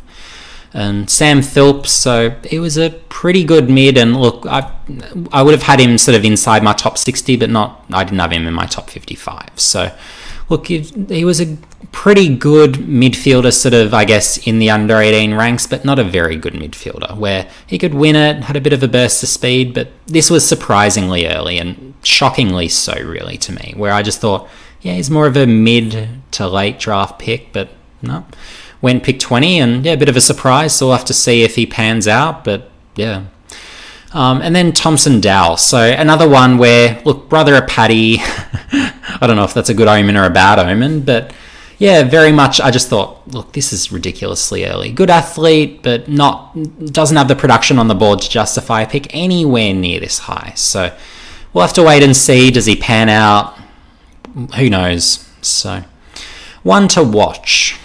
But yeah, I couldn't justify him certainly inside even my top 60, maybe top 70, but yeah, he was not someone I had any particular interest in drafting. It's just, it's a speculation pick. That's what the pick of Dow was. And then going into the 2020 draft. So this is what many of you on YouTube at least would be aware of. So Logan McDonald. So I had him at 2. I had him immediately after Jamara as that next best, but where does he go? Pick 4. So I think Sydney have got a ripper, and McDonald could be the best in the draft. Is a 1A, 1B scenario with Jamara. So yeah, I think he'll be terrific. So, and look, if Buddy's hurt, I would be pumping games into Logan like nobody's business. So, and look, going from being someone who, as an underager or just in the Colts, achieved sort of, I guess, worse numbers than he did in his draft year at league level, well, that really says something about his rate of development. So, yeah, Logan McDonald, he can play this year, and he might even average a goal a game as a key forward. So, yeah, I think he can be a player, but we'll have to see how all this plays out. They haven't played, obviously the 2020 class hasn't played yet, so we'll have to wait and see. And Lachie Jones is another I like, where, look, year 1 ready for Port Adelaide, he can be a piece. So he'll start his career as a defender, probably even a lockdown defender, but he really had a fantastic Sandful Finals series. If anyone watched his Sandful Finals, he really kicked it up a significant gear. So, and look, he had a really good season, performing as well as he did in the Sandful at league level. He's terrific. So, he's really one to watch for the future, and he can become a midfielder down the track once there's, I guess, some midfield vacancies. So, yeah, he can be a really good piece. Has the explosive pace, incredible contested ball winner, really wins a high percentage contested, and then has a booming kick as well. So, and very strong one-on-one. So he's year one ready. So we'll have to see if Port give him games. But someone certainly in Supercoach I'll be looking at closely, even AFL Fantasy a little bit as well. So, and I do think he was bid on way too low. And a bit the same with Reef McGuinness, where he was bid on too low. I feel, look, he's not a year one ready guy, but give him a few years, I think he comes good. So, and then Jack Carroll, big time improver this year. Just all class, but develop the contested side. Wins a high percentage contested. When you win a high percentage contested, that translates to AFL play. So I think Jack Carroll's going to outperform this position. Again, whether we see him this year, don't know. He might take a year or two to come good. But yeah, Jack Carroll's got some real upside to him, in my opinion, and I think he's going to keep developing. But late year birthday, so you don't need to expect it right away. He can come good. Jackson Callow, well, when undrafted, I had him really at 20 in my draft. So, yeah. We'll have to wait and see. But, yeah, big-bodied, key position player, can play either end, but just, yeah, such a dominant player that just seeing him go undrafted is ridiculous. And I really want to see him come back this year and become an even more dominant player, because he's someone with ability. And, yeah, look, if you've got a Jeremy McGovern that goes from, frankly, overweight to, I guess, being a great key defender, well, yeah, there's room for a Jackson Callow to, I guess, develop and become a piece. And Callow by no means is overweight. He's strongly built, but yeah, he's not sort of in that category. But yeah, even though he's an early bloomer, well, he's someone who can out and out play either end. So if he's not good enough as a key forward, fine, put him as a key back. And as a key back, I think he has the scope to be AFL quality. So I think clubs really missed there. But again, we'll have to wait and see. And hopefully he comes back a better player this year. So Brandon Walker. So rebounding defender, has the pace, really takes on the game like anything. So he's someone to watch. I think he can become a really good player for Fremantle. Maybe not right away, but we'll have to wait and see when that happens. So but yeah, watch out for him. He's someone I rated a lot higher than others will. And same with Isaiah Winder, or as some have pronounced him, Winder. So had him sort of top 25, gets picked in the 70s. I think that's a bit too late for him, and someone of his talent and production even. He had a really good year in the Colts, and such an impactful player, whether it's midfield, forward. So, I think he can be a piece for West Coast in a few years, potentially. So, yeah, one to watch. Jack Ginnivan, I thought it's obviously too late for him to get picked. Has the performances on the board, good forward, can play mid-back. He's got the scope to be a piece, so we'll have to wait and see. Could get games for Collingwood this year for all we know. So, yeah, watch him. Nick Cox. So, yeah, tall, but, yeah, just couldn't justify taking him this early. Hasn't quite got the production on the board to justify taking certainly top 10. But I had him really, I guess, if you take out Jackson Haitley at 20 on my board. So, make of that what you will, but yeah, for me, just although he's got the skills, I'm just not sure he'll necessarily develop the contested side. What's his best position going to be?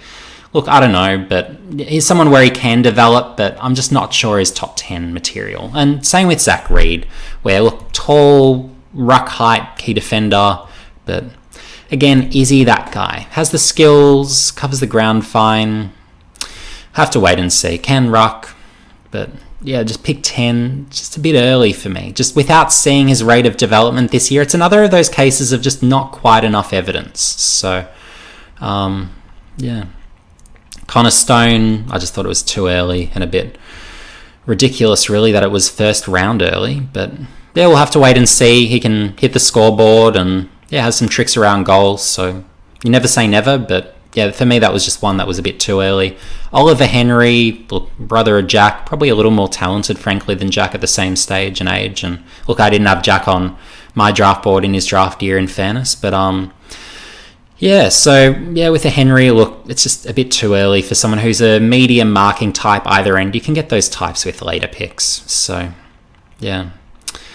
And then you've got Ryan Angwin again, midfielder, late bloomer, late physical developer. So yeah, we'll have to wait and see, but just hasn't shown enough in terms of performances on the board. And same with Max Holmes, athletics background, has played one NAB League game. That's not enough to get drafted on, certainly inside the top 20. So yeah, that's my position on those guys. And yeah, these will be some interesting guys to track. And the next part I will get into is my top 20 picks I should have rated higher than I did. So from here on, this will be all about my misses and some things going into, I guess, some of my learning experiences and I guess some of my own progression over time and how I've developed as well and how some of my thoughts have changed progressively with time.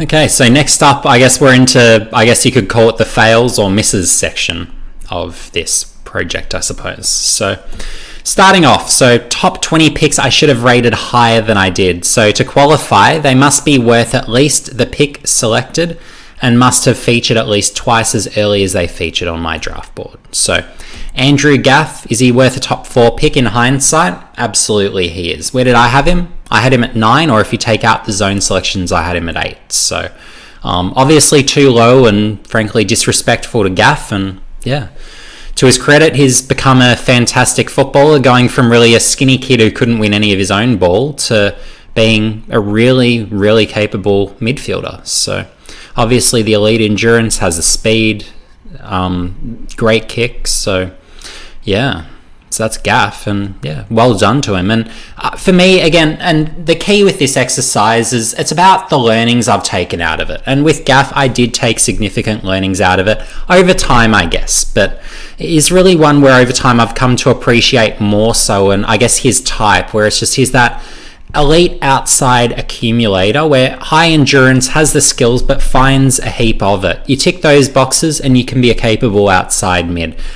They're not as valuable as inside mids really, but there is still value to them, and that was something I didn't appreciate enough at this time. So I understood completely Gaff's game, but yeah, that was, I guess, the Gaff on my part and the learning that I've taken from that since. And Toby Green, so here's another one where having watched him during the season, under 18 champs, he is what he is today, where he's just that absolute bull. And it wasn't so much as a forward, but he was actually a mid as a junior and a terrific ball winning mid. So, and he's one where he's just really been pushed forward for the Giants just out of necessity, where they needed forwards, they've got too many midfielders. So he could have been a terrific mid at any other club. But yeah, obviously having that contested side, the grunt to him, look, I disrespected him completely by rating him where I did, and on production, it was a silly position to have him as well. But I was thinking, look, he's on the small side, do smaller types develop? I was thinking too much along those lines. And look, smaller types can develop, but it's more, you do want to pick them on who they are as well. So it's sort of understanding the balance there. But you can improve from where you are, but Green was someone where he was already at an AFL standard already, sort of in his draft year. So yeah, of course you have to rate him a lot higher than that. And does he justify pick 11 in his draft year? My gosh, he's a top 10 pick clearly. So yeah, justifies that. Devon Smith, is he worth pick 14? If I go through the draft, he's probably about my 14th guy. So I've got him in here. And again, another story of, at this stage, I was completely underrating small guys. So and Smith, as with Green, was a lesson in this, whereas he was a 175 in his draft year, and look, could play forward, could play mid, good tackler, he has been really at AFL level. But yeah, it's just, I guess, a lesson for me where I can't just not have small guys on my draft board. I really need to show them the due respect, and Devon Smith could play. He could absolutely play, had the production on the board. So, and that's something where I've come to learn from that and recognize that, where yeah, if you've got a small that's performing, you absolutely respect them. So that was a lesson I learned with Caleb Daniel in his draft year, where going into that year I rated him sort of a little bit higher at least than where clubs did. And I know from a few recruiters I spoke to, there was one in particular who just said, I don't think is going to make it. Said it pretty outright, and and Caleb Daniels obviously shown him. But yeah, it was just a case of, look, too many people saw him as too small, but looking at his under 18 champs, he was a absolute beast. So you do have to learn from these, and that's what I try and attempt to do, where it's about recognizing the mistakes you make over the journey and then rectifying it and making sure you don't make them again in years following. So, and that's the point of this exercise as well. I want to really bring up those learnings to hopefully help a few other people as well with some of the things I've learned. So, and Bontempelli. So here's someone where, being involved in the Big Footy Phantom draft every year, I actually picked him for Collingwood at pick whatever it would have been in that year, pick 6 or whatever it was, 5 perhaps. And I had him a little bit higher, but then I sort of just jumped ship last minute, and wrongly to my detriment, where late bloomer, there were better performed guys in his draft year, but yeah, look, I should have just backed myself and I shouldn't have been talked out of him. And that's something where over time I've really learned from that, where it's about, you just have to back your own evaluation, and more every year I really try and do that. So it's just, you can't be talked out of guys you're high on, and I was high on Bont, and of course get talked out of him. So but yeah, it would have been 7 after taking out the father son and mini draft picks, but for me, look, Bont's are clear, either 1 or 2 depending on whether you like Cripps or Bont. Some might like Kelly. I'd have Kelly as a 3rd after those guys, but yeah, it's his clear top 4, and I shouldn't have made that mistake. I shouldn't have dropped him down my board, so, because absolute star of the competition. So yeah, it's just about, I guess, recognizing those qualities. Late bloomer, if you're a late bloomer, you give them a bit more of a, I guess, you raise them up a little bit on your boards, and if they've got the tools, even a little bit further than that. And that was the case with Bont. Late bloomer, had the tools, freak at ground level for someone that height, had the skills as well, just had the attributes. So when you've got guys like that, look, you do need to rate them somewhere. You don't have to have them necessarily at the top when they're sort of in those categories, but you do need to place them correctly and high enough, but not too high. So it's really finding that balance. And it was a bit the same with Patrick Cripps, where late bloomer grew an incredible amount, and it was a surprise seeing him go as high as 13. And really, after a year of being in the system, there wasn't really that suggestion that he was necessarily going to become the beast that he's become. But then year 2 onwards, he's really developed into a phenomenal midfielder, and it's a 1A 1B out of he and Bont in that 2013 draft. And credit to Carlton, it was actually a year that they drafted well. So so well done to them. And tall mid, had the scope to develop, but it was just, he didn't really have the performances on the board. There are a few odd games here or there where he had a few big ones, but it was just, he was a big tall midfielder, but it was just, I don't know, is he going to be good enough? Can he develop the game? Will he grow into his body? And then he kept growing. So he grew from about a 1, he was probably 192-ish when drafted, and now he's a 196. So phenomenal stuff. And he's really made the most of his game. So credit to him also for putting in the work and making the most of all that. So Harry McKay, so he's someone where I feel like I got that well wrong. So and how I was looking at him at the time, look, again, it was a case of didn't really have the performances on the board. December birthday, so that's something I've learnt to put a bit more weighting onto because of the success of McKay as well, where it's to give them a bit more leeway. But he was pretty athletic at that time, pretty able mark, but just wasn't high production, not necessarily high goal or mark output, so, or contested mark output even. So, but just showed glimpses. So I could have had him higher. Would I have had him at pick 10?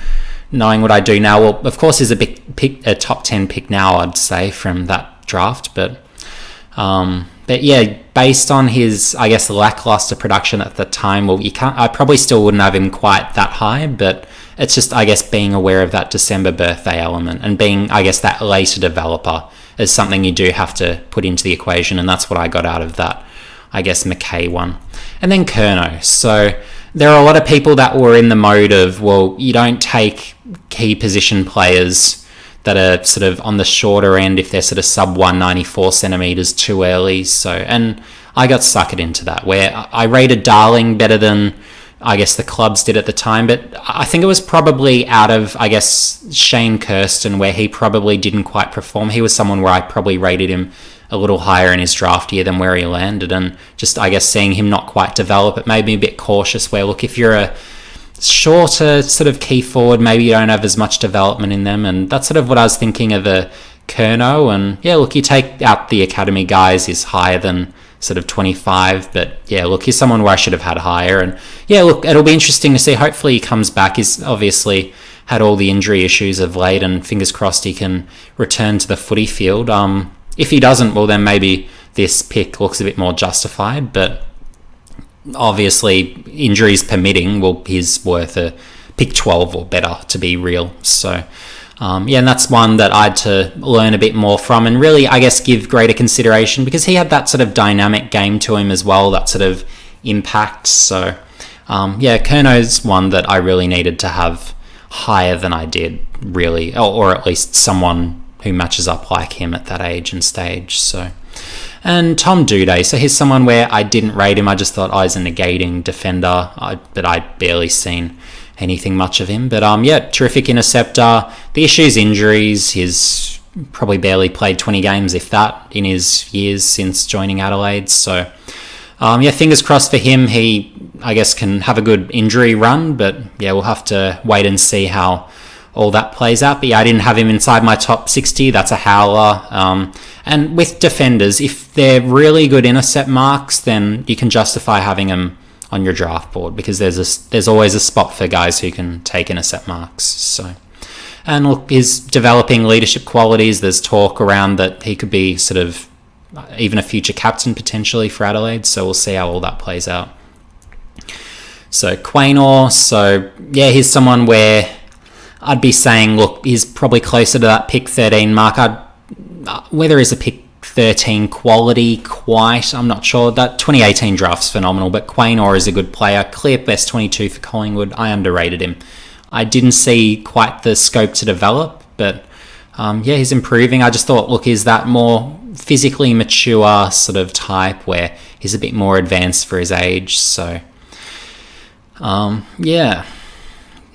And then we've got a Will Day where, look, the way it's looking, and I know I mentioned him earlier, but it looks like I'm on the wrong side of the ledger. This is the next year on. So yeah, so that's another top 20 miss. And then, of course, Mitch Georgiades. So early signs are I'm on the wrong side of the ledger. So yeah, we'll have to see how all that plays out. So here I've got some more sort of top 20 picks. So these guys were all taken top 20, and clearly clubs rated them a lot more appropriately than I did. But at the same time, they're guys where I probably wouldn't quite say they're worth quite the pick they were picked with, but some may argue that they are, so therefore they've been included on this list. So Dion Prestia, I'd rate him around 10, so it's splitting hairs, so that's why I've included him here for full disclosure, and it's important to learn from all these examples. So I'm not here to hide anything. I want every name out there that I've missed on for my own development, and I really want to improve my craft as well. That's what anyone should strive to do in whatever they pursue. So yeah, and with Dion, I was really looking at him, and this was back again 2010. I was thinking, look, if they're sub 180, it's hard to think they're going to really be that sort of AFL grade mid. So yeah, and look, he had enough to him where he could win it contested, had the burst of speed. He was a penetrating kick, so that was basically his profile as a junior. So, and obviously he's become a really, really good mid. So yeah, credit to him for, I guess, developing into the player he is, and he had an immediate impact as well. So he was an immediate impact player. So it was really, I guess, just not crossing out those, I guess, at that time at least, those sub 180s, and really giving him that acknowledgement of, okay, they can actually be something. So yeah, so that was one where, of course, I was on the wrong side, and it felt like at that time I was surprised he went as high as 9. I don't know if others necessarily expected in their phantoms that he would go that high. I can't remember where I would have had him, but I think I was surprised by that outcome, if I recall correctly. So Brody Smith, so he was someone where he was sort of pretty well seen as worth around this pick, and in 2010, so this was a learning for me, where it was, I saw his testing results, saw his 20 meter time, and I thought, oh gee, that's awfully slow. So I just sort of crossed him off my board. But that was a mistake, and here's why. So he's someone where he could always play. And I was also not sure about his kick, funnily enough, but his kick's obviously fantastic and really has become an incredible... He's really almost primary weapon, or it is really his primary weapon. But it's just a case of, I guess... he was taking on the game and running, but he was someone where he thought about things, and it was sort of like he'd get moving sort of before everyone else thinks to react and move. And that's why I was thinking in games he looks quick, but then obviously his testing was poor. And that's why I don't really take too much consideration into testing anymore. And Brodie Smith was one of the, I guess, key instigators in this learning, where it was very much, I guess, you can't put too much weighting on it. If they test slow in 20 metres, test poorly, and whatever it is, doesn't matter in the slightest. If they can play, they can play, and Brodie Smith could play, and I shouldn't have really got myself psyched out from a testing perspective, and that's something I've really learned a lot from since that point in time. So then we've got a Nick Hayes. So I had him outside 60. I thought overage performance is alright, but not exceptional. So but he could intercept a bit. I recognise that, pretty good athlete, so there was a bit of scope to develop. But having him outside 60 was just, I guess, me sort of thumbing up my nose and sort of saying having him top 10 is ridiculous. I'm not even interested in putting him on my board because you're all just delusional in rating him that high. And look, is he worth pick 7? It's a splitting hairs situation, where he's probably worth a top 10 pick from 2011, so he's clearly worth around that mark. But is he the 7th best in that draft? In going through the names, for me, he was just outside, but not by a lot. So he's a top 10 pick from 2011, and GWS did well with that selection. So, and it's really, again, looking at, well, if they can intercept and do all that, well, yeah, you can be a defender at AFL level. And yeah, with Hayes, to his credit, yeah, you can do all those things. So yeah, absolutely, he's a piece, and he's become a really, really good defender. So yeah, credit where it's due. GWS found a good one there, and yeah, that was one I overlooked, and it was a bit of a learning as well for me, where it's about, I guess, don't ignore overages. And there were some good overages I picked in future years, from Langdon to Tom Phillips. I rated a bit earlier than where he went, so there are a few of those where I just sort of picked him. And yeah, and you need to show respect to those overages, because particularly in the earlier years of the draft as well, where there were just so many that I guess were overlooked one year, came back the next, and then they obviously went on and had terrific careers. So yeah, be it the likes of Brian Lake, top of mind, Aaron Sandilands might have been the same. So there are a few of those sorts who really did fantastic. But yeah, so you've got a Josh Kelly next. So he went pick 2. For me, I've already gone through. Look, I prefer Bont and Cripps. Doesn't matter which order. It's to be determined by pretty much who plays the more games of them. But they're both terrific footballers. But Josh Kelly, for me, mostly due to durability, slightly below those guys, but not by a lot. And then, so having him pick 14. So again, this was the same thing I had with Gaff, where I categorised him sort of similar to Gaff. And I thought, look, he's not that contested ball winning type. He was actually an okay contested ball winner, but I thought, look, he's on the physically small side. Not sure he'll become that inside mid. He'll be outside, has endurance, has the skills. But yeah, it's just I underestimated, I guess, the worth of a type like a Gaff or a Kelly, and I've very much adjusted my rankings from then on, particularly after the Kelly draft. That was when I really sort of, I guess, modified that thought process. So yeah, and then we've got a Jordan DeGoey. So in his draft year, he was probably more a mid than a forward, but he could do both. And look, dynamic then, but he's really become a phenomenal forward at AFL level, and particularly in that grand final year. And look, is he a top 5 pick for me? I actually don't have him. If I'm to redo 2014 and going through the names, I don't have him quite inside the top 5, just because he's had the one great year, and then it's been sort of inconsistencies other than that. But yeah, is he better than pick 14? Absolutely, on work to date at least. So assuming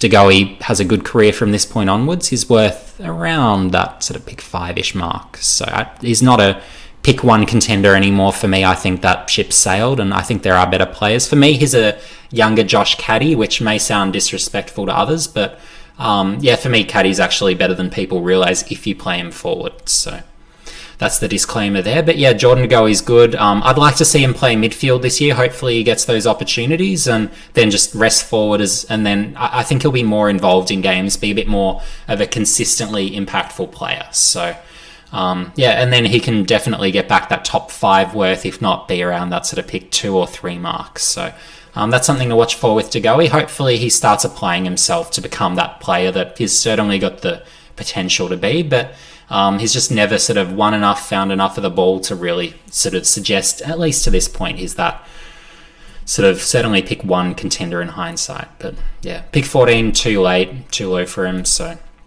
yeah, definitely a learning lesson for me to, I guess, really look at the attributes of the player and don't be too much in the numbers and consider the attributes, but to the correct extent, where De Goey was someone where he could win it contested and had that side to him, had the weapons where he could take a mark. So yeah, you really need to, I guess, consider all that. And then a Will Powell. So here's someone where I was pretty shocked seeing him go pick 19. I didn't see that coming. And look, he's not worth pick 19. If I'm to look through the names in 2017, he's not a top 20 pick, but he's someone where, look, he's sort of AFL standard. He's all right. He's an all right footballer, good outside, really can run. So he's worth more than a pick outside 50. He's worth probably a pick around the 30 range, really. So, I think I'm on the wrong side of the ledger there, and I think Powell's a piece. So, and to my surprise. So, yeah, don't overlook speed. Speed is important, but with speed, it's not about testing well.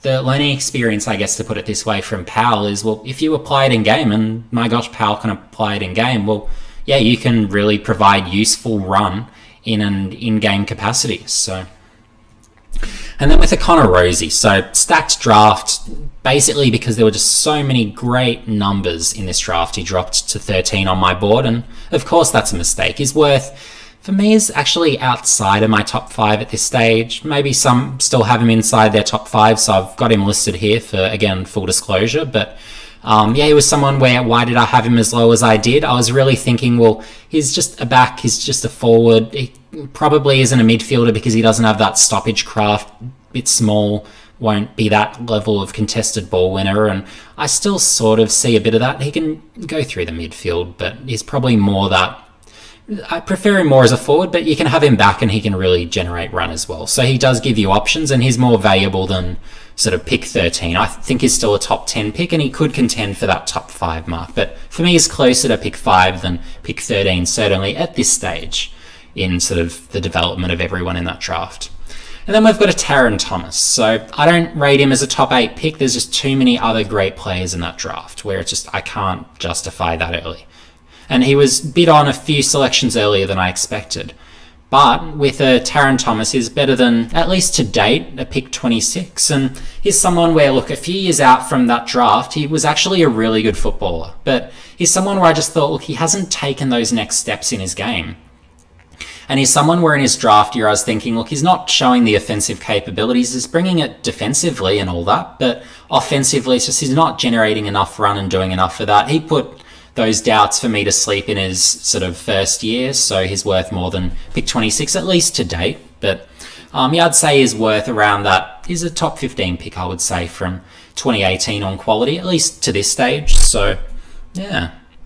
And then we're on to the players inside my top 20 I rated too high that clubs didn't get sucked into. So these are ones where these are my personal mistakes, and pretty much my mistakes only. Some may have made some of these mistakes, a lot won't have. So, so Troy Taylor. So here's one I got absolutely suckered into in 2009. I watched a lot of his tape, and I watched the under-18 champs, and I just thought, he's a brilliant footballer. Just whenever he touches it, turns everything to magic, and just, phenomenal, but didn't really have the production on the board. And obviously he's someone where after a year and a half, he just went back home to WA, unfortunately, but had the talent. But is he worth pick 6? Well, you have to really consider, and there are a lot of sort of warning signs in his draft year that, look, he's a risk to go home. And so that's something to be aware of. But the other learning from more of a, I guess, specific football perspective is, well, didn't really have the numbers. And look, although he'll pop up and have probably a few good moments in a given game. Well, it's just you need to, I guess, have the production to go with that to then be able to translate that to AFL levels. So that's something I've become a bit better with over time, or actually quite a lot better with over time. So, and then a Ben Jacobs. So he's someone where he had the production on the board, eyed him at 5. He's someone who actually got delisted. So he was picked by Port Adelaide and later redrafted to North Melbourne and became a good tagger there, and then obviously had, I guess, always concussion issues, and just it's an unfortunate end to his career, but he was a productive player there and sort of a really quite capable piece. But yeah, obviously he's not worth the pick 5, and I just thought, look, huge accumulator, but probably pretty fairly empty numbers. It would have been nice to have seen him sort of at some stage go into more of an accumulating ball winning role, see if he can do that. But yeah, didn't really have the skills to be necessarily a top 5 pick, and didn't have, I guess, those extra point of differences. So it's really what I look for now is, I guess, a few more points of difference beyond just being an accumulator, as Jacobs was at that stage. So, and look, he was at that stage, I thought he was a pretty good kick. So I thought, yeah, good kick, can find it. So that was my reasoning at the time. But yeah, you need a few more points of difference than that. And I think that's something where over time, you really have to learn that, where it's about, particularly with the mids, it's about picking, well, do they have the production? Do they have, in particular, the contested side? That's what's the indicator that really translates best. But then you've also got, I guess, that other factor of, well, do they have points of difference? So you really need to combine those factors. So yeah. And then you've got, Joel Wilkinson. So he was a zone selection to Gold Coast. So look, he wouldn't have been in the main draft. Had he been, he was probably a mid-draft pick. But he was someone where I got suckered in by his athletic testing. So he was someone where his athletic testing is beyond anything I've seen. 20 metres is probably still just about the record holder for 20-metre sprint at the combine, and had the repeat speed, had the endurance. He was top 10 in pretty much everything. I think bench press, he was bench pressing like, I guess, the strongest sort of key position players in ruckman in the competition. So I was just like, whoa, this guy is an athletic beast. But the big learning from this, and this is one of the biggest learnings that I've had in my time in covering the draft, well, it's about, you can have all the athleticism in the world, but if you can't apply it in game, well, it's all for naught. And that was the key with Wilkinson, where really dedicated athlete, had all those sorts of things, but if he's got the speed and he can't apply it in game, can't sort of, I guess, provide that run and carry, run and dare, well, what's the point of being an athlete if you can't do that or bring that to the table? So it's just, yeah, unfortunately he never developed and came good, and yeah, it's just a, I guess, unfortunate outcome, and one that I've learned plenty from. So, and then Sean Atlee. So he was someone I was surprised to see drop as far as he did in his draft year, and yeah, look, in hindsight, he's worth more like pick 17. Like, he's worked out to be a fine, reasonable player for North Melbourne, but he's never developed into what I thought at the time would be, I guess, a midfielder with sort of a burst of pace out of stoppages. That's never sort of materialised. So, yeah, whether it's poor development from North Melbourne, maybe that's a part of it, just given, I guess, they haven't had too much success in developing players over time, but yeah, don't really know there. But yeah, look, that was one where, yeah, it's a shame he hasn't worked out quite as well. And then Elliot Kavanagh. So he's someone where, as an underager, I think he was best 4 from 4 games or something like that, and then came back coming off a major injury in his draft year, put it together a few games, but barely played. Wasn't all that impressive. But yeah, I just overrated him. And yeah, look, I put too much emphasis, having seen the likes of Selwood, who came off a major injury coming out of juniors, not that I was following the junior ranks then, and Chris Judd, who had his junior injuries as well. I thought, oh, gee, okay, you need to really, I guess, take him. But yeah, it's just, I put too much emphasis on, I guess, him coming back from injury and what he might have been, and not really going enough off the evidence that I was seeing in that draft year. So yeah, that was an obvious howler from me, and yeah, one that I've learned a lot from. And I guess it's meaning on the flip side that I'm missing on guys such as a Georgiades, who misses his draft year, and we don't sort of see that. I'm really going based off, I guess, when we've last seen them, who they were. So a bit more so. So yeah. So yeah, that was an interesting learning, and yeah, one that I am slightly cognizant of, but I have to sort of learn when to put the right amount of weighting. And it's one of those where you just really have to be precise with how much weighting you put on. Well, how much improved would they be? And you really have to, I guess, just put a fine amount of improvement in that sort of speculation and not much at all. So, and then we've got a Waylon Manson. So this was a personal howler, I guess some might describe it, but I thought he was absolutely exceptional. For those that watched him in the NT leagues, he played with Brendan Favola, for those that don't know much about him. So he appeared on the Recruit. So, and his appearances on the Recruit appeared less than stellar. And yeah, obviously there's the go-home factor and all that. So, but he was someone where, in terms of an aerial marking force inside 50, he and Jamara are the most dominant I have ever seen. In any level, any grade, these two guys are the most dominant I've ever seen. Liam Jara was good aerially, but these guys as genuine sort of key position players, absolute phenomenal performers. And Waylon Manson, he was having games where he'd be kicking 10 goals, and Favola would kick 10 next to him, sort of thing. So absolute freak of a presence inside 50 is someone where he'd launch at the ball and he's coming down with the mark. So in terms of talent, I actually still think he's worth sort of that almost top 5 on talent. Like, he was on that level where it's just, he was doing stuff no one else in that pool could do, truth be told. But yeah, it's just, I guess you need to consider, well, the probability of him coming over and being able to stay. It's just, yeah. And look, he never got drafted, so we never got to see that as confirmation, but I guess his performance on the Recruit for most people would have confirmed that, look, had he come over, he probably wouldn't have made it. So, which is a shame, because, gee whiz, absolutely one of the best talents I've seen, junior ranks anywhere. Just because I've watched several of his games in the NT, and whew, absolute incredible talent. Really, really good. The absolute number one option material inside 50, so... yeah, I pay due respect to Waylon Manson, absolutely incredible footballer. So Brad McKenzie. So where did he go? Well, I had him going a lot earlier than he really, I guess, went. And look, I saw him had the good skills. I thought, yeah, he's sort of like a good skilled halfback flank, could possibly go into the midfield. Unfortunately, never developed.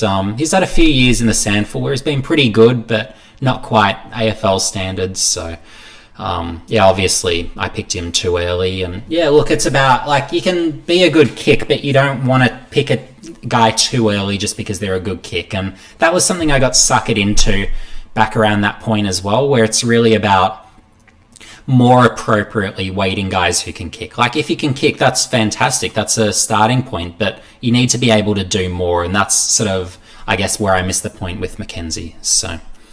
And then a Shane Kirsten. So had the production on the board in the WA Colts, hitting the scoreboard. He was a pretty good piece. So, and look, shorter key forwards can make it, but again, it's about sort of appropriate weighting based on game. And I just had him sort of a slight bit too early. I probably didn't quite have the key forward talent to be necessarily the guy that this rating suggests that he should have been. But it wasn't a great draft, but yeah, look. Not a great result for me. And then Miles Bolger. So ruckman, went undrafted, never got anywhere. So yeah, so that was a howler on my part. And a bit like AFL clubs, I suppose, in that year I was overrating ruckman, and I really needed, and from there I did a bit further research into, well, the ruckmen that have been drafted over the years, where have they come? And I was looking, oh gee, a lot of them are rookies. And Goldstein, well, he was picked sort of mid-draft. So you don't have to necessarily pick him as rookies. And I could even mention Sam Jacobs, who was another rookie pick who I didn't mention earlier on when I was talking about all these rookie rucks. So many of them have been taken as rookies, and you don't necessarily need to take them that early. Like, unless it's an exceptional case where it's a Nick Nat sort of talent, where it's just, you get that sort of impact per possession, or a Grundy who is that caliber of ruckman. Well, you don't need to take him early. You take him later, take a chance on them based on, I guess, their rate of improvement. That was one of the key things I've learned over time. You really want to look at their rate of improvement. Are they getting taller? And then do they have some tools to their game or point of difference? So, yeah, they're the things that I've found you really need to look for in ruckman. So, over time. And yeah, Dale Garlett. So, on talent, absolutely, he was outright worth a top 20 pick. But, of course, personal issues, off-field stuff, just wasn't suited to the AFL environment. So, and that can be the case sometimes, and that's why he went undrafted. So I didn't realise the issues were as bad as they were that year to see him go undrafted, and I just assumed, he'll actually be picked first half of draft at least, if not first round. So so that was a bit of a surprise. So yeah. And then we've got a Blake Acres. So this is one where I entirely rated him too early. Remove the mini draft picks, I've got him at 2. So that's a pretty obvious clanger there. But look, he's an alright piece. He's doing okay. But yeah, he's not a top 2 pick. He's worth more like that 19 range, maybe even a little later than that. We'll have to see if he sort of picks up the pace and really becomes a consistent footballer over the next few years. But look, he's an able body, and he's reasonable without being exceptional at AFL levels. So he's not worth a pick 2, certainly. So and he's someone where, look, I was just thinking is a taller mid, can play a bit of everywhere, can play multi-positional. I probably overrated his skills a little bit and his capabilities. So it's just about, I guess, particularly within estate talents. I'm a Victorian, Acres is from WA, so it's just really, I guess, honing in and knowing exactly where their game is at, particularly if you're going to be putting them that high on your draft board. So, I just speculated too much there. He didn't have the performances on the board, certainly, to justify that early of a pick. So, and then Reece McKenzie, one of my personal favourites. So, key forward, absolute beast of a key forward. I absolutely love his game to bits, and I was really thinking, he's as good as McCartan really in his draft year, and given McCartan went 1 and McKenzie went 77, you'd be thinking I'm absolutely out of my mind. But with a McKenzie, I just having one game where he kicked, I think it was 10 goals, and he took, I think it was 8 contested marks, and he just absolutely had some incredible games, and is someone where physically very strong, big hands, strong contested mark, but then elite sort of speed athlete. Didn't have the endurance, very much a fast motor guy. And look, he's someone where I really liked him on talent. And look, had, I guess, he not had, I guess, his personal issues that saw him leave the game after sort of, I guess, a year or two, well then, he's someone where maybe he would have developed and actually been a really good key forward.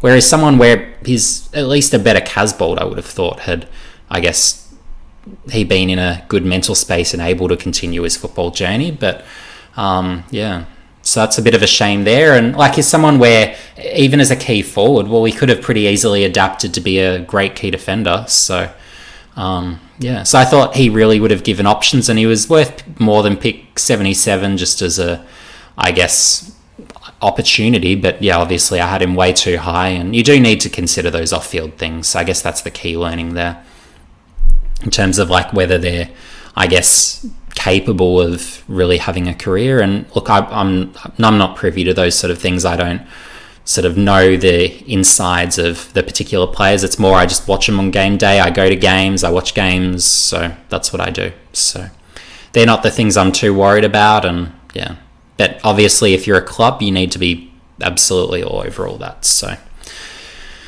then we've got a Connor Blakely. So here's someone where remove the father-son and academy picks, so I'd have him as high as 5. And it's another case a bit like an Acres, where at that time I was thinking, look, tall midfielders are really good picks. So, and it's a bit like seeing, I guess, all those Bonts, and they came later on, but I was really thinking, look, tall midfielders are where the future's at. And look, that's true, but look, Blakely, unfortunately he hasn't sort of, I guess, become the player that we hoped, and he hasn't really developed, sadly. So had the contested side to his game, good production, all that.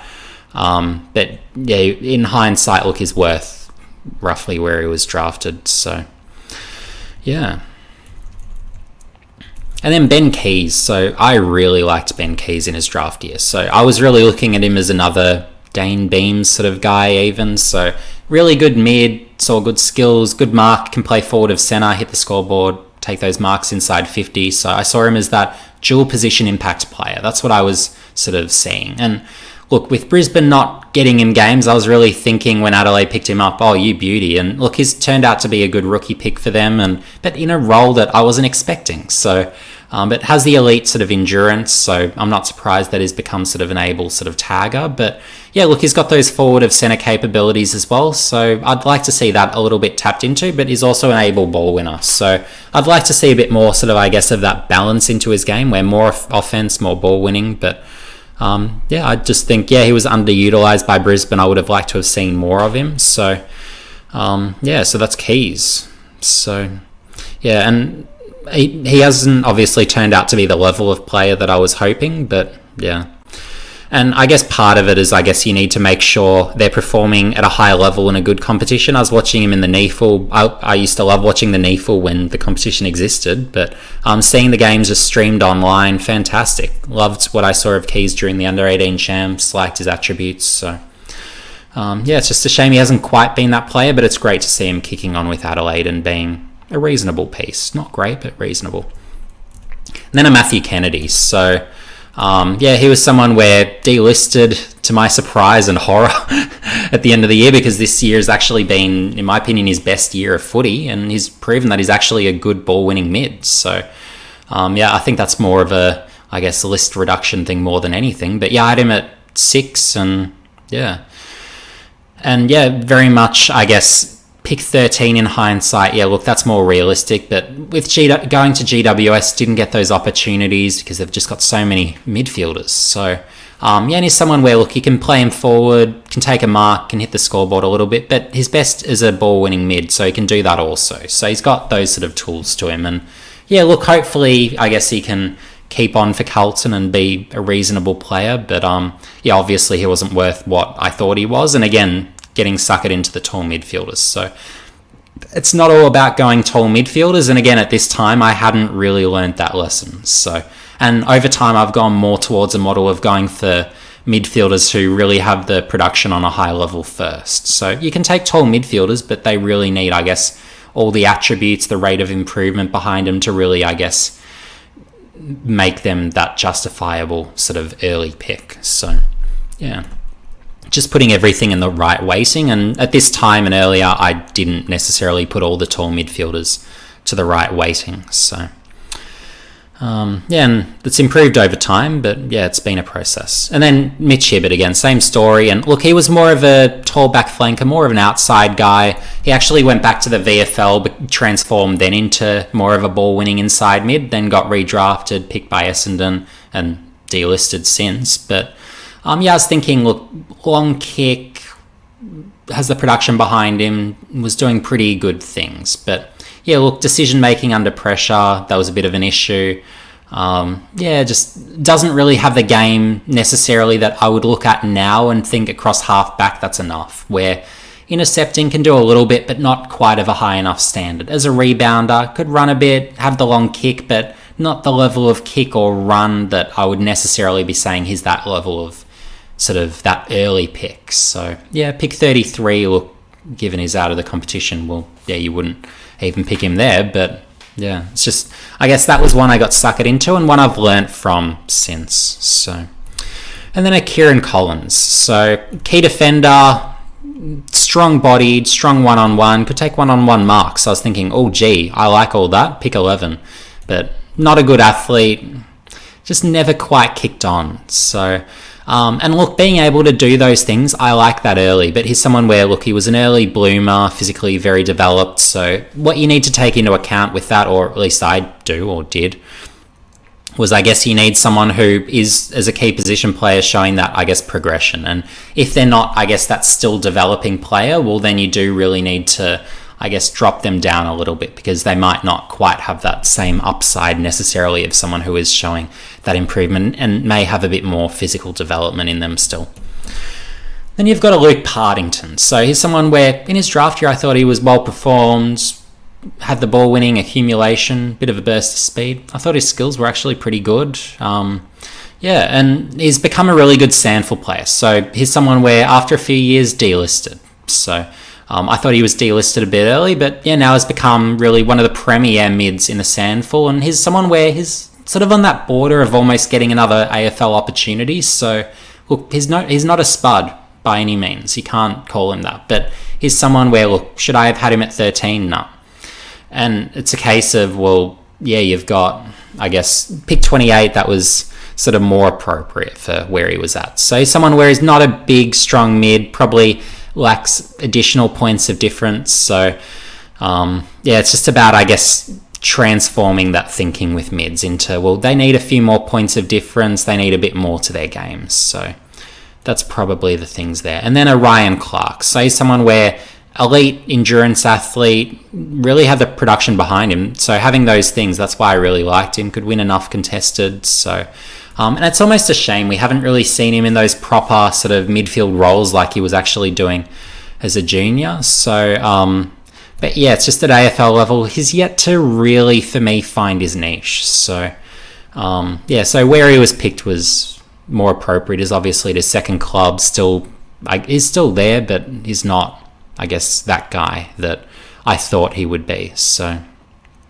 yeah, it's a shame there. But, yeah, look, skills, I think when you've got mids that don't necessarily have the best skills, they often, I guess, end up going later. So, and end up sort of not necessarily becoming those mids or being allowed to develop into those mids. So I think that sort of also hurt Clark a little bit too. So, yeah, it's just about, I guess, making sure they have enough in the skills department. But, yeah, Harley Ballick, sort of medium marking type, out of the league in a few years. Had him too early. Lesson being, you don't take your medium marking types too early in the draft. And look, in fairness, there, he was someone where a lot of people probably had him in the same range, and I was a bit surprised seeing him go as late as 38. But, yeah, given the result, well, that's more appropriate. Tom Cole, look, is an able player. Is he worth pick 18 though? Not for me. He's just sort of a negating defender. He's all right, but nothing fantastic. So 36 is for me more appropriate. And yeah, and look, he was finding enough of the ball, reasonable speed. But yeah, for me, looking back, he's someone where I wouldn't take him that early. So yeah, and he's one where he only just sneaks onto this list. But yeah, for me, it's just, he's not worth pick 18. He's worth more like 36 for me. Even if he does continue playing and playing reasonably, it's just, I can't justify in that sort of role taking someone that early. Then a Reece Matheson. So he's someone where he was a year one ready mid coming in, and he showed early on, he showed enough glimpses, but he's someone where he's just never kicked on, never taken that next step and developed. So so is that all on me? Don't know really, but yeah, it's just unfortunate he hasn't been able to take that next step with his football, because he's sort of came into the competition as someone who was AFL ready, and sort of that, I guess you could describe it as depth quality, where it's just, you can play him already, but it's just, is he that, I guess, genuine best 22 player from day dot? Don't know, but I would have assumed he'd have more development in him than he did. So, and look, does he have the attributes necessarily? Probably not. So that's why he's not that sort of top 10-ish on my board, and that's why I had him just inside the top 20, where I thought, yeah, he should develop into that best 22 player, but it hasn't really been the case. And look, Brisbane's been a strong team, but you'd hope with their, I guess, really good development in recent years, under good coaching, good leadership, that he would have, I guess, taken a few more steps forward, but not to be. And then a Willem Drew. So he's someone where very much I thought he was a top 10 pick, and although I understood this would be the range that he would be picked, I was really high on him. Absolutely about as aggressive as I've seen anyone in the junior ranks. Tackling, winning the ball, head over the ball, does everything right. So he's someone, if ever he gets sort of a really extended stretch for Port Adelaide, I think he can be a player at AFL level. So I'm not discounting him as a player just yet. But unfortunately, Port Adelaide, or at least unfortunately for Drew, there's just so many good midfielders on that Port Adelaide list where it's hard to see him playing, yes. But once, I guess, some of those older guys get moved on and retire, well, yeah, maybe that's his chance. So, yeah, fingers crossed for him. But, is he worth pick 9? No, he's not. He's worth, more appropriately, would be something around the 33 range, even assuming he sort of comes good. So, at least at this stage. So, yeah, I think I'll be wrong on that count. So, and then Brad Shear. So, academy pick, so went late. But I thought he was worth a lot more than that. I was looking at an aggressive ball-winning mid, strong tackler. Could even go forward a bit. But, just didn't really develop as I expected, and I probably thought he was a bit more advanced than he was. So, and I watched a bit of him in the NEFL and all that, and under 18 champs, obviously, but yeah, I just thought he was probably a little better than that, but yeah, he hasn't developed, unfortunately. Kobe Much, good midfielder, had the endurance, could rack up a lot of it, but again, another learning from that is probably you need a few more points of difference than just being an accumulator endurance runner. So yeah, that's the learning there. And then a Dylan Clark, sort of same story. Picked too early. I was looking, elite endurance, has the contested ball winning, can dish by hand. Not a good kick, doesn't really have much else to his game, but at least he had those things. But where he was picked, in hindsight, probably more appropriate. But yeah. So yeah, it's just, I guess you need a few more things. Like if you're going to be just an elite endurance runner and just a ball winner, well, you need to be on a sort of, I guess, a Tom Green level, I suppose, to put it that way, as that ball winner. Or yeah, so it's just, yeah, he wasn't quite enough, Dylan Clark, to be that guy in hindsight, at least. So yeah, it's just for me a slight tweak in, I guess, perfecting the formula. So they're the things that I take out of those.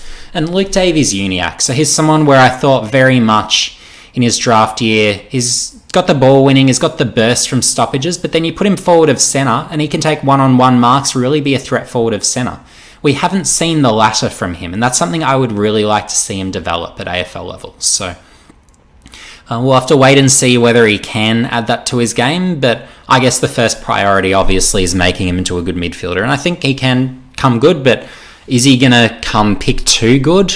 Well, I don't believe so. I think there's quite a number of better players in the 2017 draft. So, yeah, I think pick 4 is a lot more appropriate. Currently, well, I don't know if he's worth a top 10 pick yet, but he has the time to justify that at least. But Darcy Fogarty, so he's someone where he showed glimpses from his first season. He was an early bloomer, and this is something where, again, I've taken out sort of, I guess, in my key position formula, it's about, I guess, really taking into consideration that rate of improvement. That's such a key variable for me. So, and with a Fogarty, he did not show that rate of improvement. So, and he still hasn't at AFL level shown that rate of improvement. So very much an early bloomer, has some attributes, really aggressive, and shows some good moments, but yeah, will that be enough to be a long-term player for Adelaide? That'll be interesting to watch. So one I was very high on, and I saw him as someone where very much you can put him anywhere. Key forward, key back, midfield, could be a third tall. You can do whatever you want with him, but just hasn't taken those next steps and hasn't allowed his talent to materialise. So yeah, with those taller types, you really want to see, are they just a man-child at 16, or are they actually showing some sort of progression, either be it physically, are they getting taller, or are they actually improving their football? So in, I guess, improving upon that formula and really solidifying that formula for talls, that's something I'm really cognizant of if another sort of Fogarty type comes up, where it's about, I guess, not having them quite that high if they're not showing that rate of improvement. I like the versatility factor, though. That gives him some options, and maybe that's something we see if he doesn't necessarily work out as a key forward, as could possibly turn out to be the case now with Adelaide having a few, probably too many key forwards to be realistic this year. So, and then a Charlie Constable. So I was looking at him as someone where he's got the ball winning capabilities as a mid, has the endurance, you can put him behind the ball, really good kick. So we've obviously seen him as a mid, he can win it, so that's something, but we haven't seen him behind the ball as that sort of, I guess, rebounding defender. So whether he can develop that, he hasn't really shown that yet, or he hasn't shown that at AFL level or even VFL level that he can do that. So it's just, yeah. So unfortunately, he doesn't quite have that extra thing that I thought he did, which is why I had him a lot earlier than, yeah, where is sort of turning out to be at worth, I suppose. So, yeah. So that's something, I guess, to learn from there. But yeah, Harrison Petty, thought he was a good key defender, thought he'd develop more than he would. He hasn't really come on as well as expected. Maybe he's still got time, so maybe, but I think there's sort of better options for Melbourne that they can really be sort of developing and looking at as long-term guys, and I think they can probably do better. But fingers crossed he still has some development, but he just hasn't developed as much as I hoped, which has been unfortunate. So, but it was good in his draft year, so yeah. And again, with key positioners, well, it's about that rate of improvement. So I'd need to really look back and assess, well, did he improve enough in his draft year? top of mind, I can't remember, truth be told. So, and then a Braden Crosley. So he's someone where I really liked him in his draft year, and year one actually sort of, I guess, almost appeased my rating of him, where I was thinking, oh gee, I've really nailed this one. But yeah, obviously he had that drug suspension. He hasn't made his way back onto an AFL list, so yeah, it has to be added to the, I guess, fails list on my part. But I did really like his game, and I still think he does have the scope to make a comeback to the AFL ranks. I'd like to see him continue his footy. He's that sort of, I guess, aggressive ruckman, but yeah, obviously with Witts as that number one ruck at Gold Coast, it was always going to be hard to see him play there, so he was sort of forced forward. But he's a genuine ruckman, so yeah, if the club's looking for a mature age ruckman, maybe if Crosley continues with his footy and continues to improve, well, yeah, he might be someone to look at, because yeah, very physically strong but aggressive, and yeah, there might be something to him there. So yeah, don't sleep on him yet. But yeah, it's just obviously he's out of the AFL system, so it's not looking good for me at this point.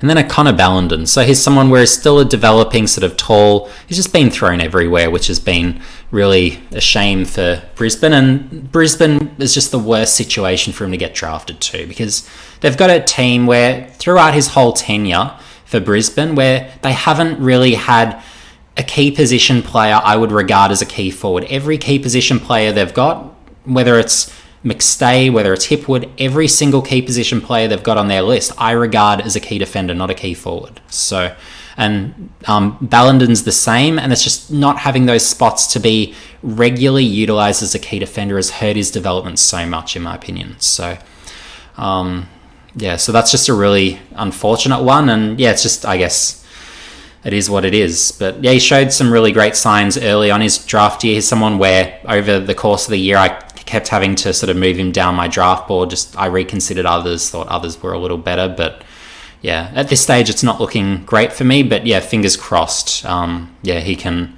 kick on, and hopefully he's allowed to settle as a key defender, because that's the only way he's going to work. He's not a ruckman. He's not going to become consistent enough as a key forward. But as a key defender, he reads it well enough. He can intercept. As long as he develops one-on-one, he's got a shot. So I'm not done with Ballenden yet. He's someone where I'm still watching with some level of interest.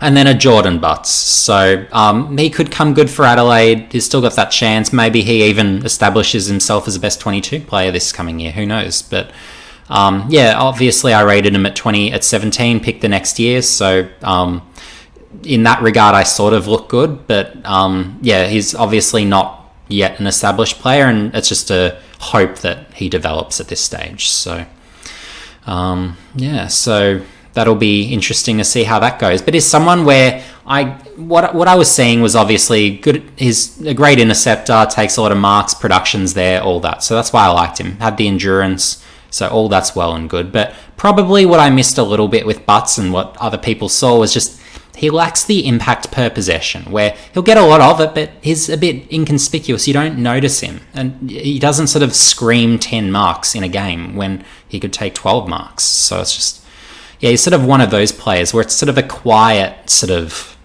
impact. So we'll have to wait and see how that turns out. I think he's still got a chance to be one of the key defenders for Adelaide moving forward, but he's in that chance category, so it's probably looking the other way at this stage. So have to wait and see. The likes of Collier, Dawkins, McFadden, West, Valenti, we just have to wait and see. They need to get opportunities at AFL level in a consistent stretch to really see who they are. But certainly at this stage, look, you wouldn't have them as high as I do, because you've had others from other teams that have obviously played and shown they are AFL standard players versus these guys where it's just, you're still, I guess, hoping, just because we haven't sort of seen them be those AFL players. So we have to wait and see, but at this stage, I guess we're counting it in the lost columns. So just to be fair. And then just outside my top 20, and he was very nearly inside my top 20. I had him at 21, and I had him inside my top 20 for a good portion of the year, but went pick 60, Noah Gown, delisted by Essendon after 2 years. I can't possibly imagine why. His first year in the VFL was actually very good. So,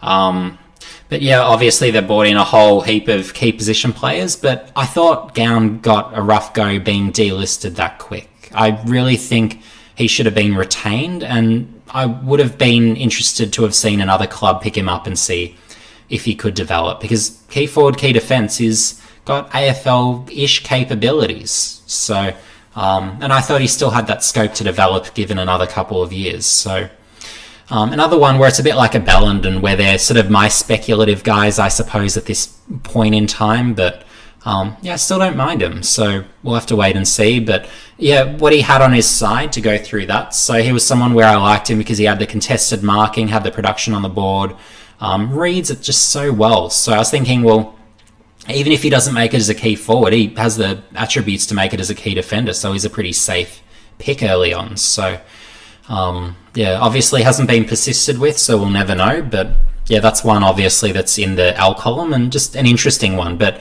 yeah, given he's just outside that sort of 20 in my rankings, I thought, look, I'll include him for full disclosure because I was very high on him all throughout his, I guess, draft year. So yeah. So from here, we're basically looking at, these are good players that weren't top 20 picks in their draft years, but they're guys that I should have had on my draft board that I didn't. So, so these are other guys to learn from. Not that clubs necessarily rated them all super highly, but they're good players, and it really, I guess, drives home the point of some types of players that I could be looking for and should be looking for that clubs may not necessarily always rate. So, so Gunston obviously is a great forward.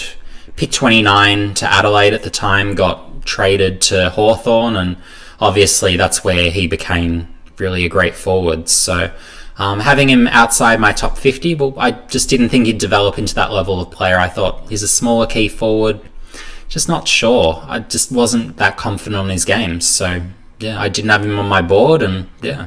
And look, in 2009, I didn't publish my power rankings, but I can tell you from my own rankings that Gunston was not amongst those, and he's one that I missed on. And same story with Ben Stratton. So good defender, picked as a mature ager, and look, he was an able piece. So another good selection by Hawthorn, and another that I just missed. So credit to them for selecting well. And then we've got a few rookies from 2009, and again, these guys I didn't think would become that good. So Cramery, so mature ager, good forward for a few years there, but then obviously had a few injuries that derailed him, but he was a really impactful player for a period there. So yeah, I've got him on this list as players that I missed. And Casbolt, so here's someone where he came good later, and I was very much aware of him, but I just thought he was a bit raw, just wasn't sure what he'd make of it. But look, he's someone in hindsight that I actually look at him as someone who would have made a great key defender. So just looking at his attributes, where he's a reasonable height, strong, athletic, but great contested mark. When you've got a great contested mark who reads it well, put him as a key defender. They're going to be absolutely fantastic as key defenders. And that's probably the vision I should have had with Casbolt, as someone that I recognised and should have rated. And then we've got a James Podsiadly, so incredible selection by Geelong, and he was absolutely phenomenal. So played 100 or so games, but he was the number one option. He was better than Hawkins at that time in those years that he was playing. So he was terrific, and then had a year or two with Adelaide, and then and he was even still okay there, but just strong contested mark, really hit the scoreboard. He was a target. So and drafting him as a 28-year-old, I believe it was, well, phenomenal by Geelong. So that was a lesson to me. Hey, you don't ignore guys who are in their 20s. Be aware of them, because there's guys who are that age that are good enough. And having watched the state league competitions across the country, well, absolutely there are those sort of guys where, whether it's even currently, you could look at a Jai Bolton, who's that sort of standard guy where you can plug and play him any midfield and he's a piece. He's not James Podsiadly level, but he's someone where, whether it's inside, outside, he can be a component. So and there's just been so many of those guys over the years. So so James Podsiadly, incredible pick. Well done, Geelong. And that's one that, having watched the VFL and having taken an interest in that competition, being a Victorian, I should have been much more aware of and really thought to have on my draft board. So, and really everyone, in fairness, was in the same position there, but yeah, great by Geelong. And then we've got a Zach Tui, so obviously from Ireland, you can't pick that, but he's obviously been terrific. Jeremy Howe. So he's someone where I'd seen a fair bit of footage of him from Tasmania. I hadn't seen any of his games at that time, but yeah, mature ager from Tasmania, and yeah, obviously he looked like another sort of Russell Robertson was sort of what I was looking at, where high flying forward, and I just wasn't all that confident, thinking, oh, mature ager, not sure how his game will translate. The Tasmanian competition probably isn't all that good, and I just wasn't really all that sure, so I just left him out of my board, being sort of, yeah, just not really knowing. But just looking at his game and thinking, well, high flying, strong marking, well, even if they don't make it as a forward, we'll put him back. That's a real weapon to have behind the ball. So that's the lesson to take from what happened with Howe and how good he's become. So yeah, and then you've got a Tom McDonald. So absolutely really was in that mix to be the best key defender in the competition for a few years there. It was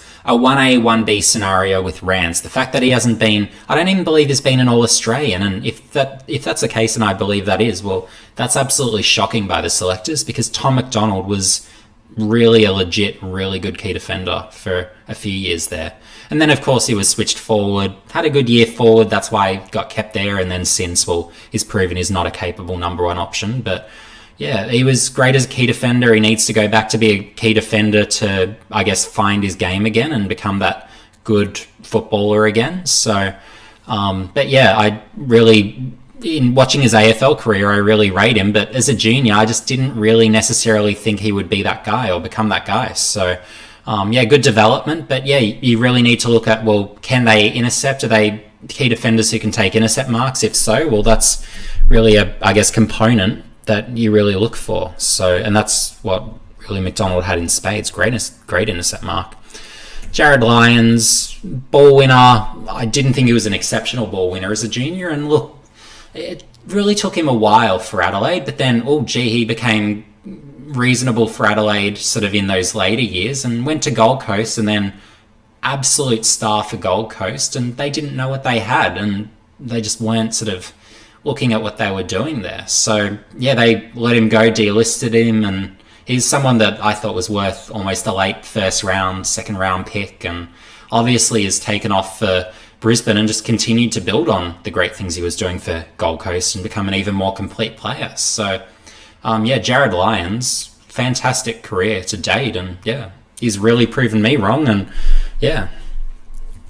And then we've got a Paul Seedsman. So I was just thinking, soft outside player, he can run a little bit, and yeah, he can really run, and he's cut out a career because he can. So yeah, he can provide run and carry. Just yeah, it's a good piece. He was pretty good for Collingwood. They shouldn't have let him go, and they should have made him more of a prominent piece, but they did let him go. So yeah, Adelaide took advantage. Now he's been sort of a reasonable enough piece for Adelaide, where look, he deserves acknowledgement as a reasonable player. So yeah.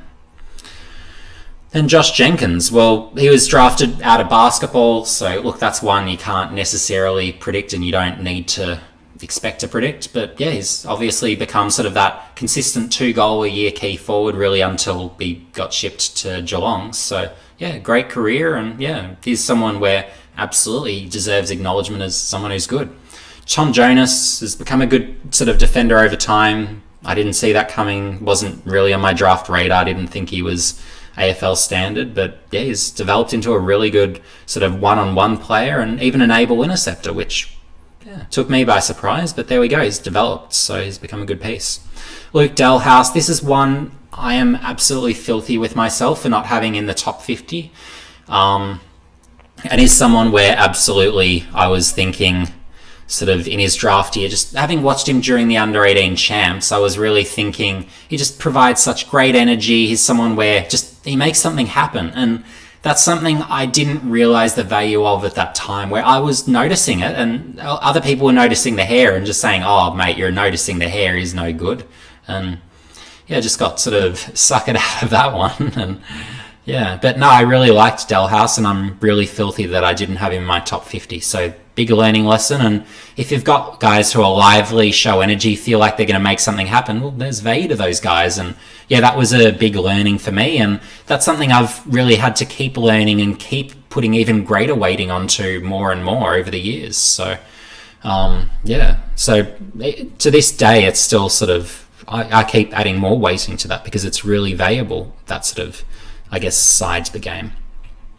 So a Josh Walker. So he's someone where for Geelong, look, he wasn't all that good, but since he's moved to become a key defender, so became a really good key defender for Brisbane, and again, moved to North Melbourne this year, and he was, again, pretty good. So he's an able key defender. So, and I guess it's looking for those guys where if they're stronger bodied and athletic and what have you, well, even if they don't have the key forward talent, which is what I looked at as at Walker, where I thought he doesn't have key forward talent, I wouldn't draft him. So that's why he wasn't on my board. But he's someone in hindsight where he's exactly the model of guy I would be willing to take, where he's got the strong contested marking, he can intercept, put him behind the ball. If you're strong bodied, strong one-on-one, you can take a strong contested mark, that's key defense material. You can make a key defender out of that. So Walker is absolutely someone, at least today, I would be willing to take. I wasn't then, but I feel like I was mistaken. And that's why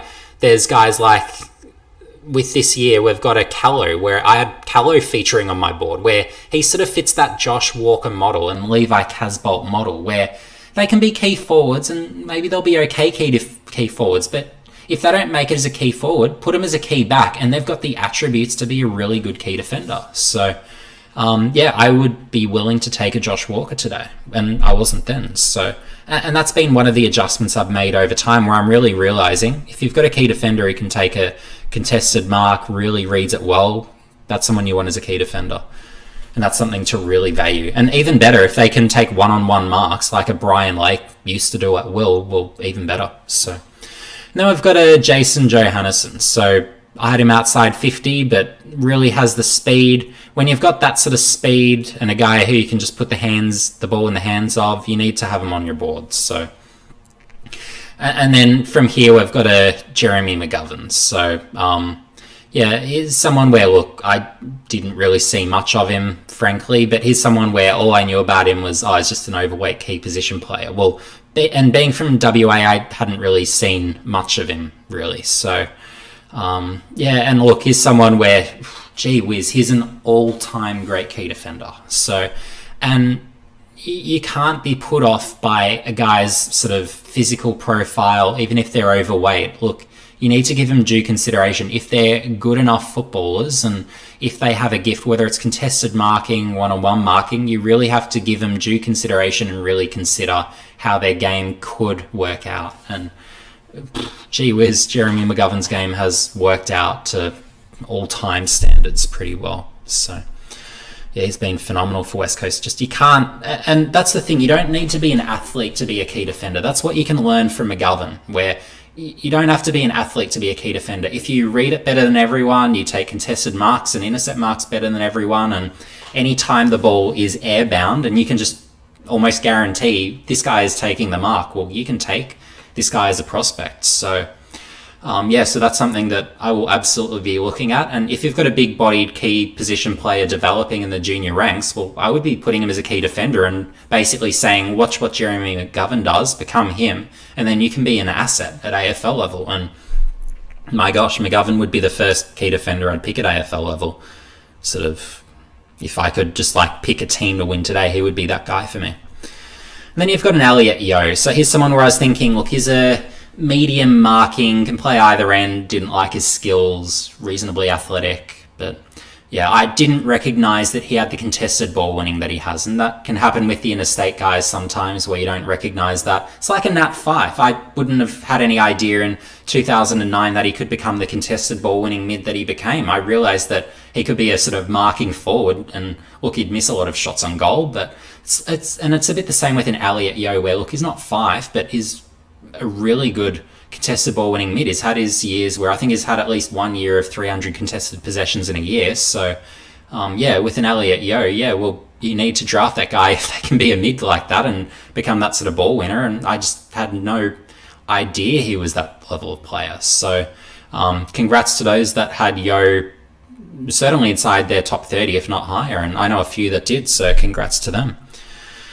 Then a Joel Hamling. Look, I saw him as a light-bodied defender. Just thought he was too light, a bit small. But if you can read it, you can intercept, you can be a key defender. So that's what you can learn from that.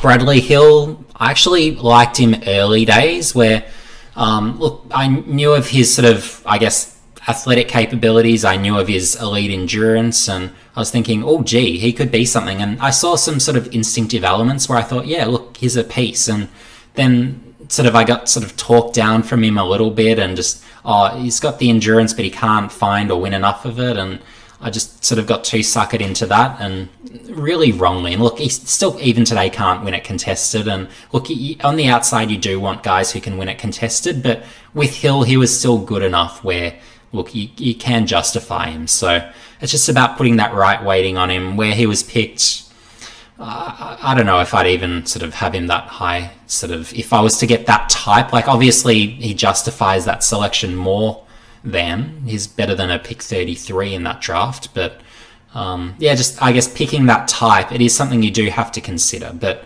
yeah, it's just without the contested ball winning, you can only put him so high in your ratings. And Tory Dixon, mature ager, decent forward. He's had a career, so and he's lasted a little bit. So yeah, he did well and had a few good years. So yeah, credit to him. One I missed. So, and then Lachie Neale. So this is one where I liked what I saw during the under-18 champs. He was winning it, had good numbers, and yeah, then I was just sort of thinking, well, gee, is on the small side, and yeah, doesn't necessarily have that capability to play other positions. So will he develop? I just sort of, I don't know. I should have really gone back and just sort of, and at that time I just didn't have the understanding that smaller mids can really become good, and you don't have to necessarily have X factor or have other points of difference. You can just be a legit really good midfielder and just be a really good midfielder, and that's okay. So, and that's something I've really learnt from over the years, where Lachie Neale's a great model sort of in that, I guess, yeah, in that mould. And look, Alex Sexton, he's made a career out of himself. I left him out due to zone reasons, but he is someone I would have included in my top 60. I would have had him probably top 40, so I really actually quite liked him. Aaron Hall, so he went preseason draft pick 7. And here's someone, again, where from Tasmania, I don't watch the Tasmanian leagues, never really had that interest given there aren't that many draftable players typically from Tasmania. It's more just you watch the under-18 champs and that's sort of enough because there's not that many that typically would be worth picking. So, and it's just if you're scouting talent as a single person scouting team, well, you need to look at those, I guess, most draftable states, most draftable teams, really, I guess, put more volume into those. And with an Aaron Hall, again, it was footage. So it was, I saw what he was doing where he was really breaking the lines, incredible speed. And I just wasn't sure, mature ager coming out of Tasmania, I'm not sure. So it's just, yeah, it was just, I hadn't seen enough of him to justify having him on the board. But yeah, obviously he became a really terrific player for Gold Coast and offensively, really their, I guess, number one offensive mid for really, certainly post-Ablett, but even when Ablett was there, he was really a force offensively in terms of what he provided, in terms of the drive, run, skills great. So, yeah. So here's someone where he's had a really impressive career, frankly, from where he was picked. And here's someone where, looking back, I would have liked to have had someone like that on my board. And if you've got someone who has the pace, but then they can rack it up as well and win their own ball a little bit as well, well, gee, they need to be really on your board. So yeah, it's just about if you've got speed, and there's some guys with speed where if they're using speed in game and they can find it, they're worth picking. But if they're not using it in game and they can't find enough of it, well, that's when I say no. But Hall definitely fits into that positive category and is one of those models where I really look at him as, yeah, he's the type of guy that you want. And Rory Lairds, this is one I'm filthy I didn't include him in my top 60, and here's someone where I just looked at his height and thought, I can't include someone that height in my rankings. And because you can't, there's not many defenders that are sort of your sub 175s almost, I think he was at that time. And yeah, I was just thinking, oh gee, it's too small. You can't justify that as a defender. So, and that's something you can really learn from, where you can be any height. You can be Caleb Daniel and make it in defence. So although you do prefer, generally speaking, taller defenders, well, if they're on a Rory Laird, Caleb Daniel level, you can justify that. So yeah, that's a learning for me. And yeah, Yeah, and look, every game I watched of the under-18 champs, I was thinking, oh, gee, he's good. He's winning one-on-ones. His skills are good. He's finding a heap of it. He is good. So, yeah, that's really something I needed to learn from. And, yeah, well done to Rory on having such a phenomenal career and still developing. Because not many guys who are sort of your certainly sub-180s keep developing as those sort of smaller guys, where so many of them just stall when they enter the competition, or even sort of the year out from entering, where they just don't tend to have that much development. But Laird, look, although he was good sort of right away, he's still sort of at least improved a little bit. So he's been able to develop that midfield scope, or at least show he can play through there as well when needed. So yeah, really good player. So yeah, so, and then Mark Blitzov. So he came Cat B. He was from an athletics background, steeplechaser, as I'm sure most are aware. So you can't expect to have him on your board, but it just shows, I guess, that you can have guys who come from different sort of, I guess, athletic backgrounds, haven't played that much footy. I think Blitzov actually did play a little bit of footy really as a super young kid, but not a lot. So but yeah, there you go. So if they've got the application, they come from those elite athletics backgrounds, they can develop, but it's just you don't want to rely on that happening. So it's just, again, about putting that correct weighting on it. So yeah.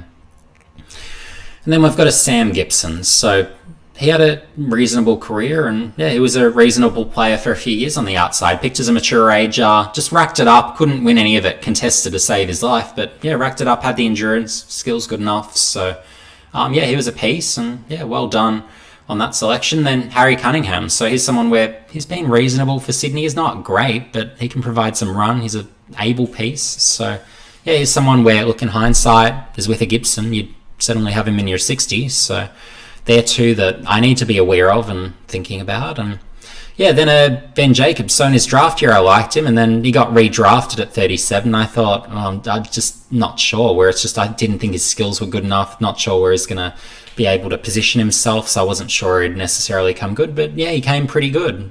Became, obviously, a decent tagger, as I've mentioned before. So yeah, so I probably should have had him at least in my 60 at least. If you go through the names, he'd be pretty clearly in there, if not, certainly top 50. So yeah, so Marty Gleeson. So he's someone that I've really enjoyed his career for Essendon, but I had him outside 60 because I was thinking, look, he's too skinny. He was probably 65 kilos soaking wet sort of thing, as sort of when he was drafted. So very skinny, but yeah, had reasonable skills, could read it a little bit, but I just wasn't sure he was quite AFL standard. And look, based on where he went, fair enough. But yeah, look, he's someone where just, I guess, seeing the skills, seeing how he reads it, he's someone where I should have sort of had him on my board, and he's someone I regret not having on there. Matt Taberner, well, I didn't really see all that much of him as a junior, but yeah, obviously he's become a contested marking force, and he's a really good, able key forward today. So yeah, he's a piece of Fremantle, and yeah, someone that obviously they'll continue being very happy with. He's had durability issues, but yeah, he's pretty good. So yeah, and you could, given he's got the contested marking, I'd wager you could even put him as a key back if you needed. So, and he could be terrific there, but he's great as a key forward. They have absolutely no need to move him. He's really one of the underrated key forwards actually in the competition. So yeah, Fremantle did well with that selection. Callum Sinclair, look, I knew about him, and I'd seen his VFL stuff. I knew he could play a little bit forward, a little bit ruck. Wasn't sure he'd become that genuine ruckman, and look, he's only an okay, passable ruckman, but yeah, look, he's hung around, he's played enough, he's been justifiable as a pick, certainly inside the top 60. So yeah, so it's about, and look, with those ruckmen as well, they tend to mature later, so you can take those mature age ruckmen. So here's someone where very much is on the list of, I guess, you really have to watch those mature age ruckman, because there is possibility out of state leagues for him to come into the AFL ranks and develop even further, as you'll find with some later examples as well of some others who have been drafted as mature ages as rucks. So Jake Lloyd, so yeah, he always had sort of good skills, but yeah, I just obviously had no idea, just as no one else would have, that he'd become this level of player. And Sydney have been great with their rookie picks. They've historically always just about been terrible picking in the first round, so hopefully that isn't an omen for me with the Logan McDonald pick. But yeah, sort of having him, I guess, as someone who's, I guess, become a good rookie, and they've had so many good rookies, whether it's Lloyd, Rampy, Papley's another, so Sydney are great in the rookie draft. So I don't know, maybe you just need to give them more rookie picks and less early picks, and they'll probably get just as good of a player just about knowing their history. So yeah, Lloyd, terrific. Rampy, I had no idea as a mature ager he would become this good player. I thought, yeah, okay, yeah, maybe, but yeah, I didn't see this coming, so yeah, terrific. He's become great, and it just, again, it's another story of, well, yeah, you need to keep watching the state leagues for defenders, because there are a lot of good defenders in state leagues. So Alex Pearce, look, I'm still not a fan, but there are fans out there, so I've got him on this list where, look, most people would probably have him closer to 40 than they would outside 60, so... but yeah, look, he's someone where, look, he needs a better run with injuries. That's the first thing. But if he gets himself right from an injury perspective, maybe he can sort of continue on and be a piece. Talkies is a good leader, so yeah, fair enough. So, but yeah, I've just never been a huge fan. Just not, and doesn't do enough offensively. Doesn't necessarily intercept as much as I'd like, or take contested grabs as much as I'd like. So that's a personal preference thing. But yeah, he's someone where I should have had him probably inside my top 60 to be realistic. Jake Kolajasny, I thought too small to be a key defender. Not sure where he's going to find a position. Maybe he's a third taller to stretch. But yeah, look, he's become an able piece for Geelong, and yeah, it's probably worth where he was picked. So yeah, more than fair enough. And it's a story where, like, Geelong have taken a few of those now where they're not quite key position height, but they're good, where Tom Stewart's the other key example, where you don't have to be that tall key defender to be good, where like Dane Rampy, you'll be asked to play key defence, or a Tom Jonas, they'll be asked to play tall, and they can. So yeah, you don't have to have super tall key defenders. And it's like, if you look at Darren Glass, Ben Rutten, they weren't tall, so like Glass would have been about a 192, Rutten probably a 191, so you don't have to be super tall to be a key defender. And Tom Barrass, well, here's another lesson in that, sort of, for me, where it's a case of, well, yeah, don't ignore them necessarily if they're an undersized defender. So that's something where, in going through this exercise for me, that's something where going forward I'll really need to look out for, well, if they're intercepting, if they've got the right sort of other tools, they can be, even if it's a third tall defender, it doesn't matter, they're still fine. And Tom Barrass, well, he's become a key defender, even though he is on that sort of shorter side, at sort of that 193-ish thereabouts, or whatever he is. Maybe he's grown a few centimetres, but yeah, certainly at draft time I think he was about 192, so I was thinking too short. He can read it, but yeah, if you've got key defenders where, again, if they can read it, take intercept marks, there's value. So yeah, do take those guys, and that's why in hindsight I would, in a heartbeat, absolutely take Barrass.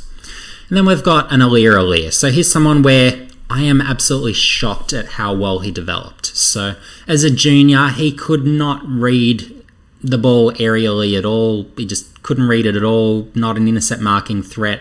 He was just basically an athlete that, I don't know, didn't stand out as a footballer. But watching what he did at Sydney in that one particular year where he played, it would have been 13 games, took 92 marks, and all these intercept marks, all these contested marks, just read it so beautifully.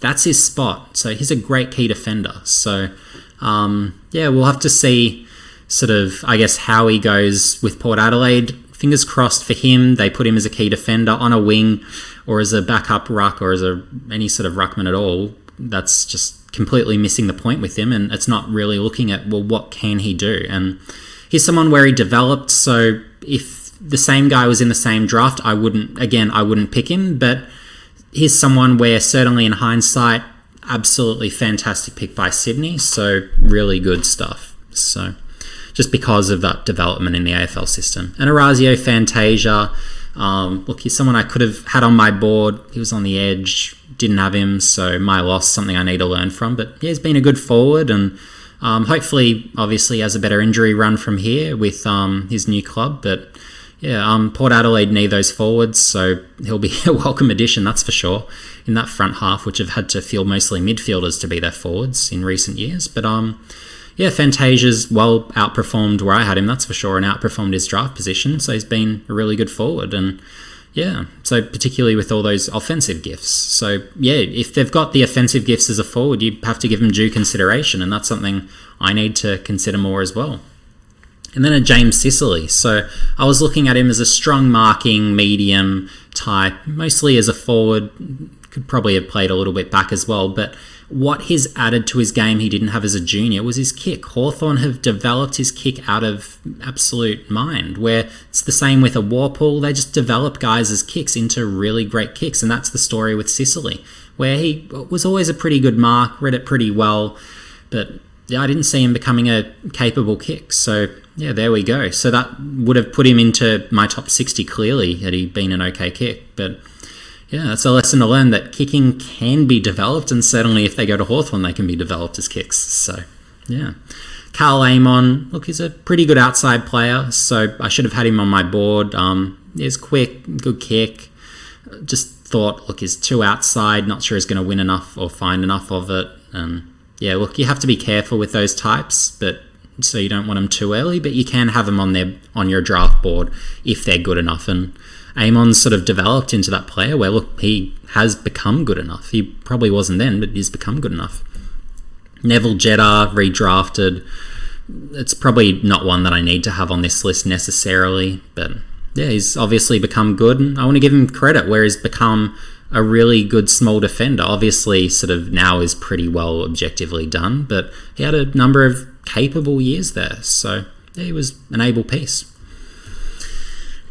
Then we've got Dougal Howard. I was aware of him in his draft year. For me, he was a bit of a flyer, someone where late draft, rookie draft is sort of a viable sort of pick. But yeah.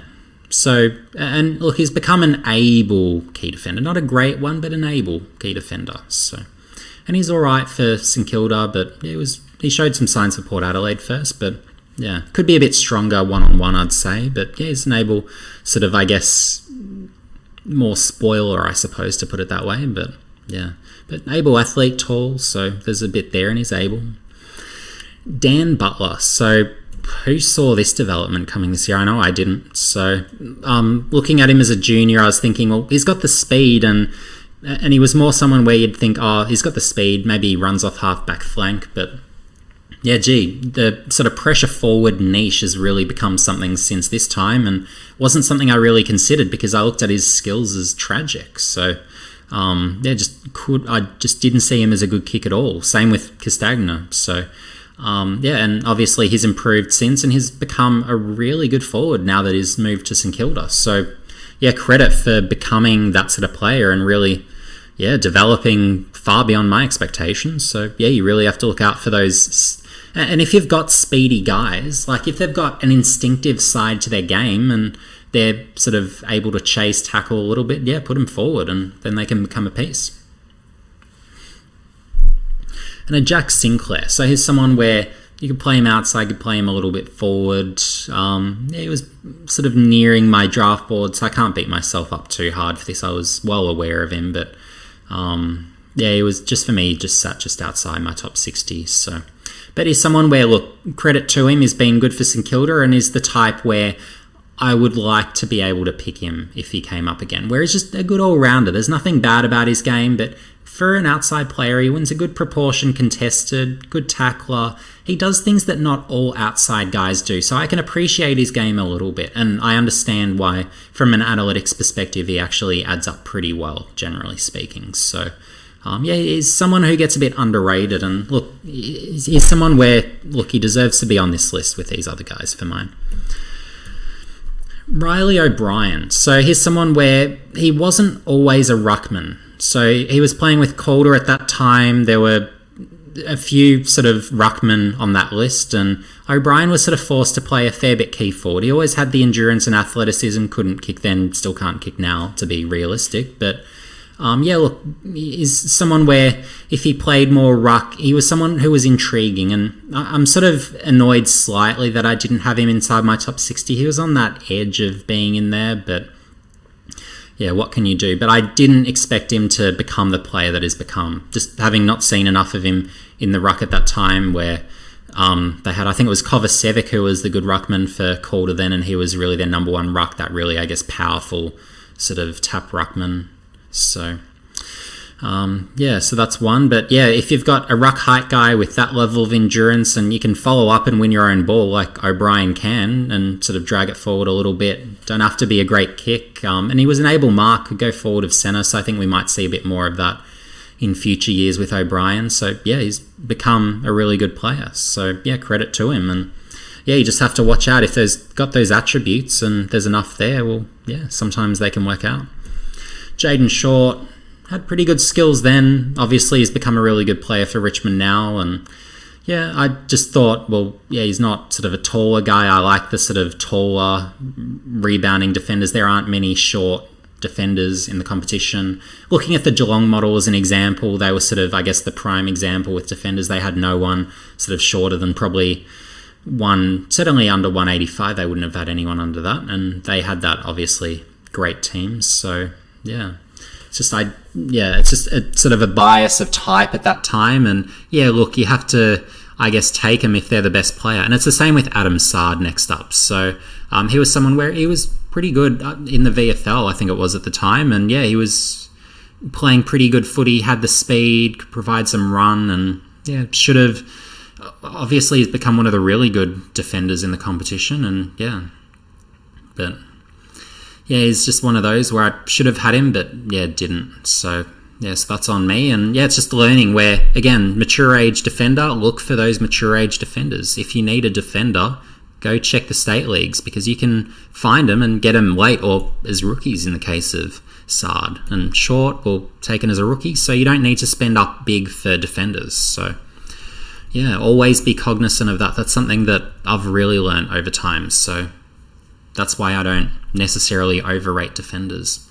And then we've got a Kane Lambert. So mature ager, bit of a trend here. There's some value in taking mature ages in drafts. And Lambert's one of many. So always had the elite endurance, could find it. Didn't really like his skills. Wasn't sure of the contested side and how that would translate to AFL level. But to his credit, he's become a good piece for Richmond. So so always watch the state leagues. And yeah, I was aware of him, but I just didn't think he was quite up to standard. So yeah, well done. And then we've got a Sam Collins. So yeah, this was the first time he was picked by Fremantle, and look, he got delisted. So after a few years, so look, I can't be too hard on myself for that. And then he obviously had that terrific sort of state league season where he just absolutely out and out dominated, took all those intercept marks and just phenomenal stuff. And then obviously got redrafted, and Gold Coast now have him and is really one of the better key defenders in the competition now for them. But so it's just one of those things for Collins where it was just, I think he was told probably a bit too much to be, I guess, a lockdown defender, when really he has those intercepting capabilities to his game and he's really got all that. So so just probably underutilized in those respects. I didn't notice those intercept capabilities at that time, so maybe that's just developed a bit with time. But yeah, there you go, he's obviously become terrific. And yeah, he's someone where absolutely, again, you want those intercept marking defenders or key defenders because they're really good. Jordan Dawson, look, I was aware of him, could have had him on my draft board just outside that for me, but outside the sort of 60, but could have had him.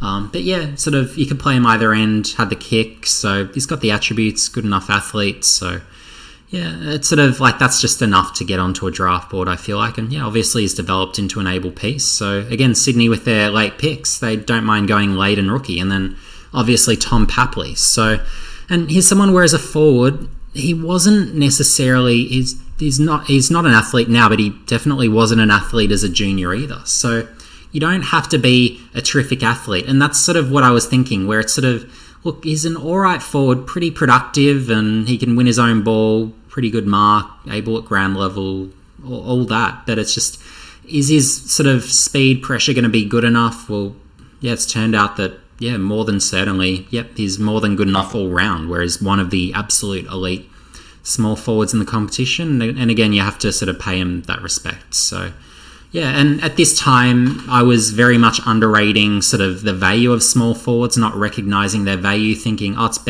you're better off having a midfielder who can play forward versus specialist forward. But no, there's absolutely room for specialist forwards. So And Papley has that, and he's actually, funnily enough, now able to go through the midfield if you want him to, but he's obviously best utilised as a forward, where he's a phenomenal asset. And then we've got a Tipungwuti. So, look, in his draft year, I had him on my board, and that was one of my successes. But then in the year he was actually drafted, and this is a story of, well, if I rate him one year, I should just keep rating him if they're good enough. And Tipungwuti is someone where in the VFL for Essendon's VFL side, well, he was still showing up, providing pressure, showing that really at either end, and that's sort of his story. He was good at either end, where absolutely he's sort of got those capabilities. He brings that energy, and when you've got guys who bring that sort of energy, forward pressure, excitement, that liveliness, well, yeah, they're draftable. So, that's something that really, I guess, I'm including more into my rankings over time and really giving that, I guess, greater consideration to. So, then we've got a Dan Houston. So, medium sizer, can play mid. This time he couldn't play mid though, so he was really just, I guess, more of a medium marking forward, but obviously over time he's, I guess, made that switch to defence. He's looked great for Port in defence, had a bit of a chance in the midfield. Is better as a defender though, to be realistic. And look, Port Adelaide have too many mids where you don't want him taking up minutes from other guys anyway, but he's obviously turned out a lot better than expected. Terrific kick, strong mark, probably improved as a kick from where he's at, but he's obviously become a terrific piece for Port Adelaide. So one that, in hindsight, of course, I'd have on my board. So yeah, it's just about, I guess, thinking about if they're a good mark, I really need to consider, well, how would they translate into defence? Because those medium marking types, they don't tend to make it as forwards. As forwards, you really want more the, I guess, pressure ground level guys, and have your key forwards go to work otherwise to bring it to ground and whatnot. So yeah, you've got all that to consider. Hugh Greenwood, so Cat B rookie, basketball background, you're not to know. So, but obviously he has the athletic attributes, strong with the contested side. So I guess with those sort of international guys, you look for, do they have the aggression and contested side to their game? Alex Keith, so obviously playing other sports. I think he was cricket, if I recall correctly. I don't follow cricket at all, but I think he went to play cricket for a few years. So he was pre-listed to he had an opportunity to join Gold Coast. I think he was one of their 10 or so players that they could have joined. I think he decided from there, I'll go to choose cricket instead, but came back. Adelaide pick him as a Cat B rookie, and then he becomes a pretty good piece. And look, he's since been moved to the Bulldogs, but yeah, look, he's an able component that I really respect his game. And yeah, so it's a story where, look, if they were good as juniors, bring them back and maybe they can be something. So maybe we look at a Tom Wilson for Collingwood, who might be a similar success story. So we'll see if he gets some opportunities this year, perhaps. And then a Jordan Ridley. So in 2016, I'm filthy at myself for not doing more than a top 40. So Ridley's someone I rated in my top 50. In my Phantom draft, I had him, it was clearly inside my top 40. So he went pick 22, but obviously, initially, he didn't really show those great signs and really came good. It wasn't really just this year. He actually showed signs for those VFL watchers out there. It was really in 2019 where he showed really good signs. So, I really thought he'd come good this year. Well, sorry, it would be last year, 2020, that he'd come good. And yeah, I'm not surprised at all that he's become successful. I'm surprised that he won a best and fairest good, but I'm not surprised he became that clear, definitive best 22 player and a really important piece in defence. So, but yeah, obviously at the time of the draft, I didn't expect this sort of outcome, and I just thought, he's sort of a medium sizer, pretty good kick, but I don't know, he's sort of a dime a dozen. There's a few of those sort of out there, and yeah, you don't need to spend an early pick, but yeah, he went early. I thought, it's a bit early, but no, I'm wrong. So, yeah. Brandon Parfitt, look, at the time I knew he always had the speed, the tackling energy, but I just thought his skills are terrible. And I'm not sure, can he become a mid? Is he going to be a forward? What's going to be the story? So, with a Parfitt, look, I had him outside my 40, but I rated him in my top 50. And again, he would have been reasonable in my Phantom draft. He would have been well inside my top 50 in my Phantom draft, if not in the 40s or 30s or whatever it would have been. So, went pick 26. I thought at the time that was early, but yeah, obviously in the last really couple of years, he's established himself as a really good piece and just brings that pressure. He adds a different dimension to Geelong's midfield that I like, and even across half forward a little bit. But yeah, he's just a different piece, but with that sort of energy, that pressure, that excitement, there's value to that. So again, that's something where, based on my rating at the time, I need to really modify, I guess, the weighting towards those types. And again, if guys can't kick, it's not the end of the world, and that's something where over time I've really sort of developed that understanding. So, because look at Nat Fyfe, well, he's one of the great midfielders in the sort of AFL, and he has been for a number of years. Brownlow medalist, phenomenal. So, and could he kick as a junior? No. He actually, in the under-18 champs, Nat Fyfe, he missed a set shot goal from 10 metres out, and in the same game he kicked other embarrassing sort of behinds and probably out on the fulls. So it's just, yeah, you can't put everything down to kicking. There is more to the game than kicking. So Lipinski, look, he's someone where he's still sort of developing. He needs to probably improve a little bit more, but at this stage he's someone where, look, I should have had him certainly on my draft board. I didn't even have him inside my 50. So yeah, it looks like certainly that the pick was much closer to the mark than where I had him. Sean Darcy, I just thought, look, he's a big body, but there was nothing exceptional. He's someone where I watched him as a junior. I would barely note him. He just wasn't that influential, which is surprising given he's a bigger body and all that. But yeah, his first season in the AFL, terrific, and he's an able ruckman. So yeah, credit to him for, I guess, really particularly in that first season, really becoming that good player. And then yeah, he looks like he'll be a long-term ruckman for Fremantle. And then a Tom Stewart. So again, filthy, I didn't have a top 50 rankings, had him inside my top 50, but yeah, obviously went pick 40, so I was close enough to the mark. But yeah, but he's someone where it's basically, his story is he was playing local footy 1 year in the VFL, had a really good VFL year.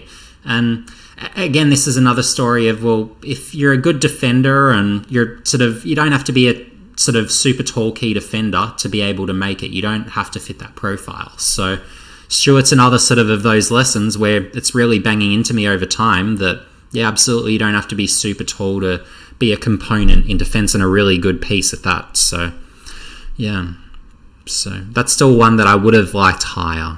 So, and then Josh Dacos. So I was absolutely shocked in 2020 to see him have a breakout year. My assumption was, just watching his games as a junior in his first few years, he's just a soft outside player. There's nothing to his game. What's he even doing on the list still? So that was my opinion coming into 2020, and I could not have been more wrong. So breakout year. Look, he's not a top-end player for Collingwood, and I do feel his season has been overhyped. He's still not a contested ball winner, really. Not necessarily going to kick 50 goals or do anything ridiculous like that, but he's an able component now. So credit where it's due. He's a piece. I did not recognise that. I did not believe enough in his game to think he could be that. And yeah, hopefully he backs up his 2020 season, and hopefully he can keep progressing, because yeah, who doesn't want guys getting better? So Luke Ryan. So again, had I published top 50, he would have been in it. Really rated him, liked what he was doing. Again, mature age defender. So yeah, really look out for those mature age general defenders. Went pick 66. I did have him higher, but again, I didn't publish those rankings and really should have. So that's a lesson to me that I need to put top really 60s up to really show my whole board, I suppose. And look, the thing is, once you get past about pick 40, you're not realistically going to be picking them anyways. So yeah, so you could almost do sort of top 40 boards just about, or certainly top 50s. You shouldn't be really using up all those picks. Otherwise, you're looking too much like a phantom draft if really all those picks are going and being taken by AFL clubs. But yeah, with a Sam Draper, so he's a ruckman that I didn't see coming and didn't see becoming this good, but he's someone where, look, I was aware of certainly after he was drafted at least, that he was going well in the VFL, predicted he'd at least last year have a breakout year and become that clear number one ruck for Essendon, and yeah, I was right. And I think he will become one of those better young ruckmen in the competition. And it's the same story with Peter Laddams. Laddams I saw quite a bit of in his draft year, watched a fair bit of, just thought, oh, he's a vanilla ruckman, there's nothing much to his game. But yeah, he's proven me wrong. He's someone where I wouldn't have had him inside, and same with Draper, I wouldn't have had him inside my 60. And And that 2016 draft, whew, all the ruckmen, and you can see it even with the next one, Rowan Marshall. He's someone I was aware of, and yeah, he's someone where Marshall had a good VFL season, pretty good forward, pretty good ruck, could do a bit of both. That was sort of, I guess, the scouting report on him. And look, he was someone where I was sort of putting him in the Callum Sinclair sort of basket, where it's like, yeah, he could be okay, but no, he's much better than that. And seeing what he did in 2019 as a genuine number one ruck, he was a clear top 3 ruckman in the competition, I would have said, behind Grundy and Gawn in whatever order you would have said that year. So Marshall was that clear number 3 guy. And with Ryder coming in sort of last year and sort of sharing the ruck minutes with him, it has hurt Marshall's game, but he's someone where absolutely he's a really good ruckman. And look, he's a mature ager, so he won't be around as long as a Draper or a Laddams, so that's something to be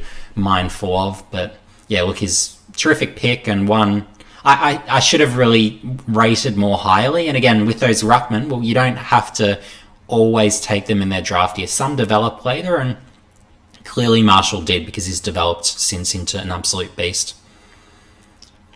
And then you've got Zerha, so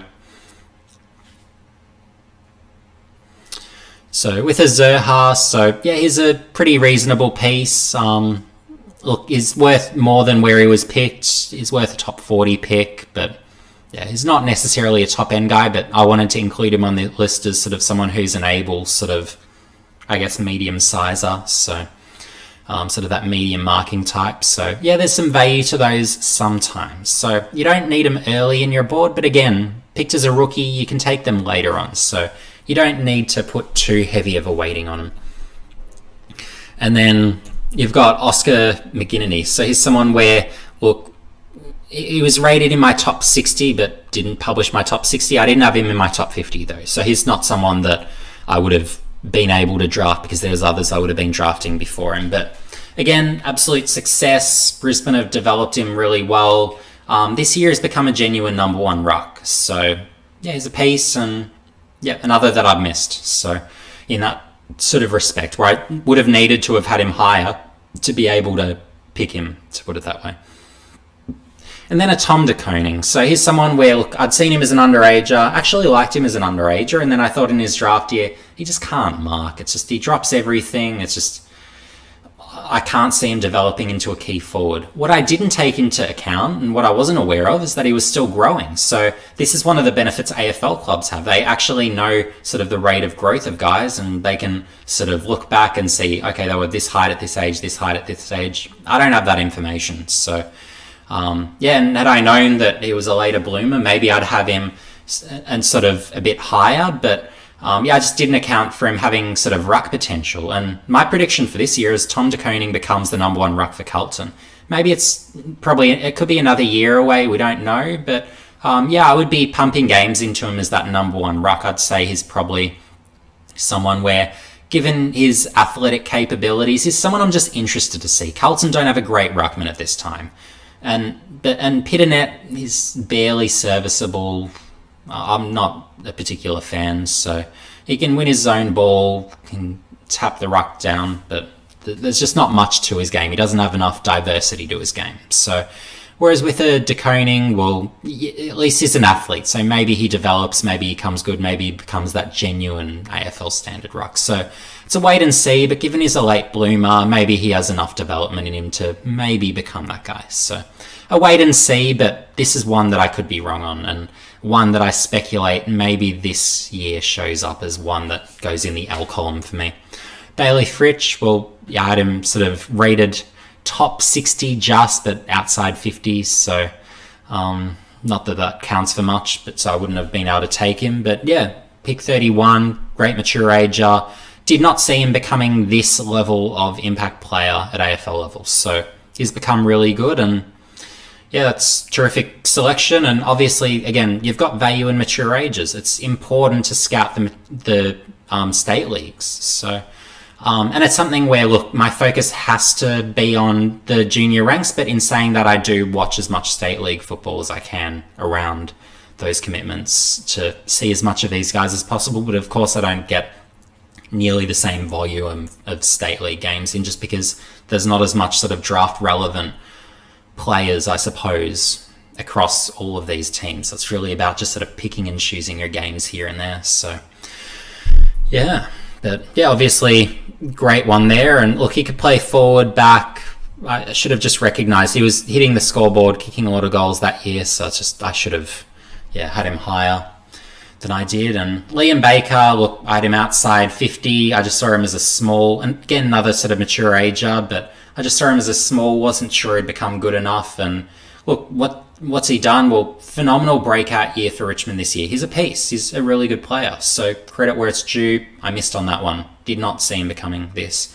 And same with Brody Myasek. So he's someone mature ager, really had to work for a number of years to get recognised. So had a good year in the VFL. He was actually he always developed as a defender. So he was someone where he was really, his profile was undersized key defender, poor speed athlete, but he could play football. That was basically the basics of his game growing up. And he's someone where only really for Collingwood has become that key forward. And to everyone's surprise, a really very good one. So yeah, great work Collingwood. And it shows that there is the possibility to take mature age key position players. So because they do develop later sometimes, and not that Myasek developed later, but he's someone that I guess was recognised later, to put it more accurately. And then he just really became good for Collingwood. So James Rowbottom, he's someone where even having him, I had him inside 50, inside 60, not that I published my full 60, but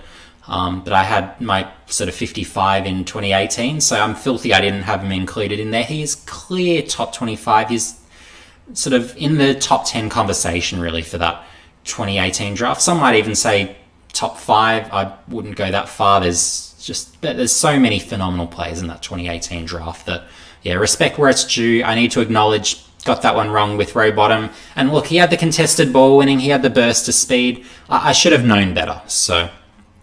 And look, I watched a lot of Oakley, so he was under my nose, but yep, so that was, yeah, clanger on my part. And I didn't see him becoming sort of as impactful as he's become, where I was thinking there's probably a few empty possessions. He's not that influential, but he was winning it contested, finding enough of it, had the burst, so there was enough there where I should have known better and had him higher, so my bad.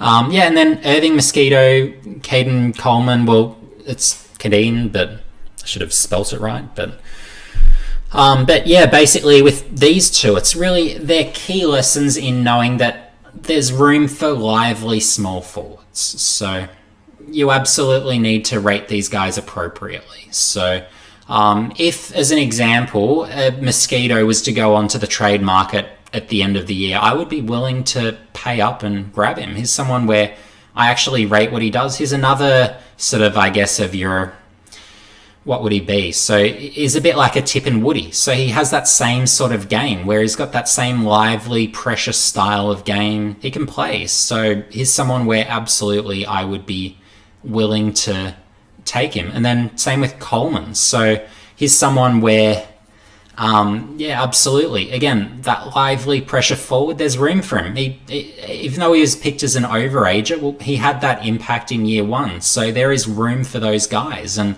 structurally, you do need those guys in your team. It really is important towards winning because games are won and lost today based on, well, what's your forward pressure like forward of centre? Can I get the intercept mark? Then can I provide enough good offense to score on the turnover? That's basically what today's game is. So these Mosquitoes, Colemans, all those types of guys, there is so much value in them that you need them on the draft board. So if I was to redraft these guys today in their respective drafts, I would be taking them probably around could be the 20 mark. I know Mosquito's draft was strong, so make that more like 25. But yeah, you would be absolutely taking these guys. So and that's something that I've needed to learn to weight more correctly, and that's something where really from this year I've sort of last draft I suppose I've taken that on more so, and really I guess gained that full understanding and appreciation of the value of pressure forwards, those lively types. So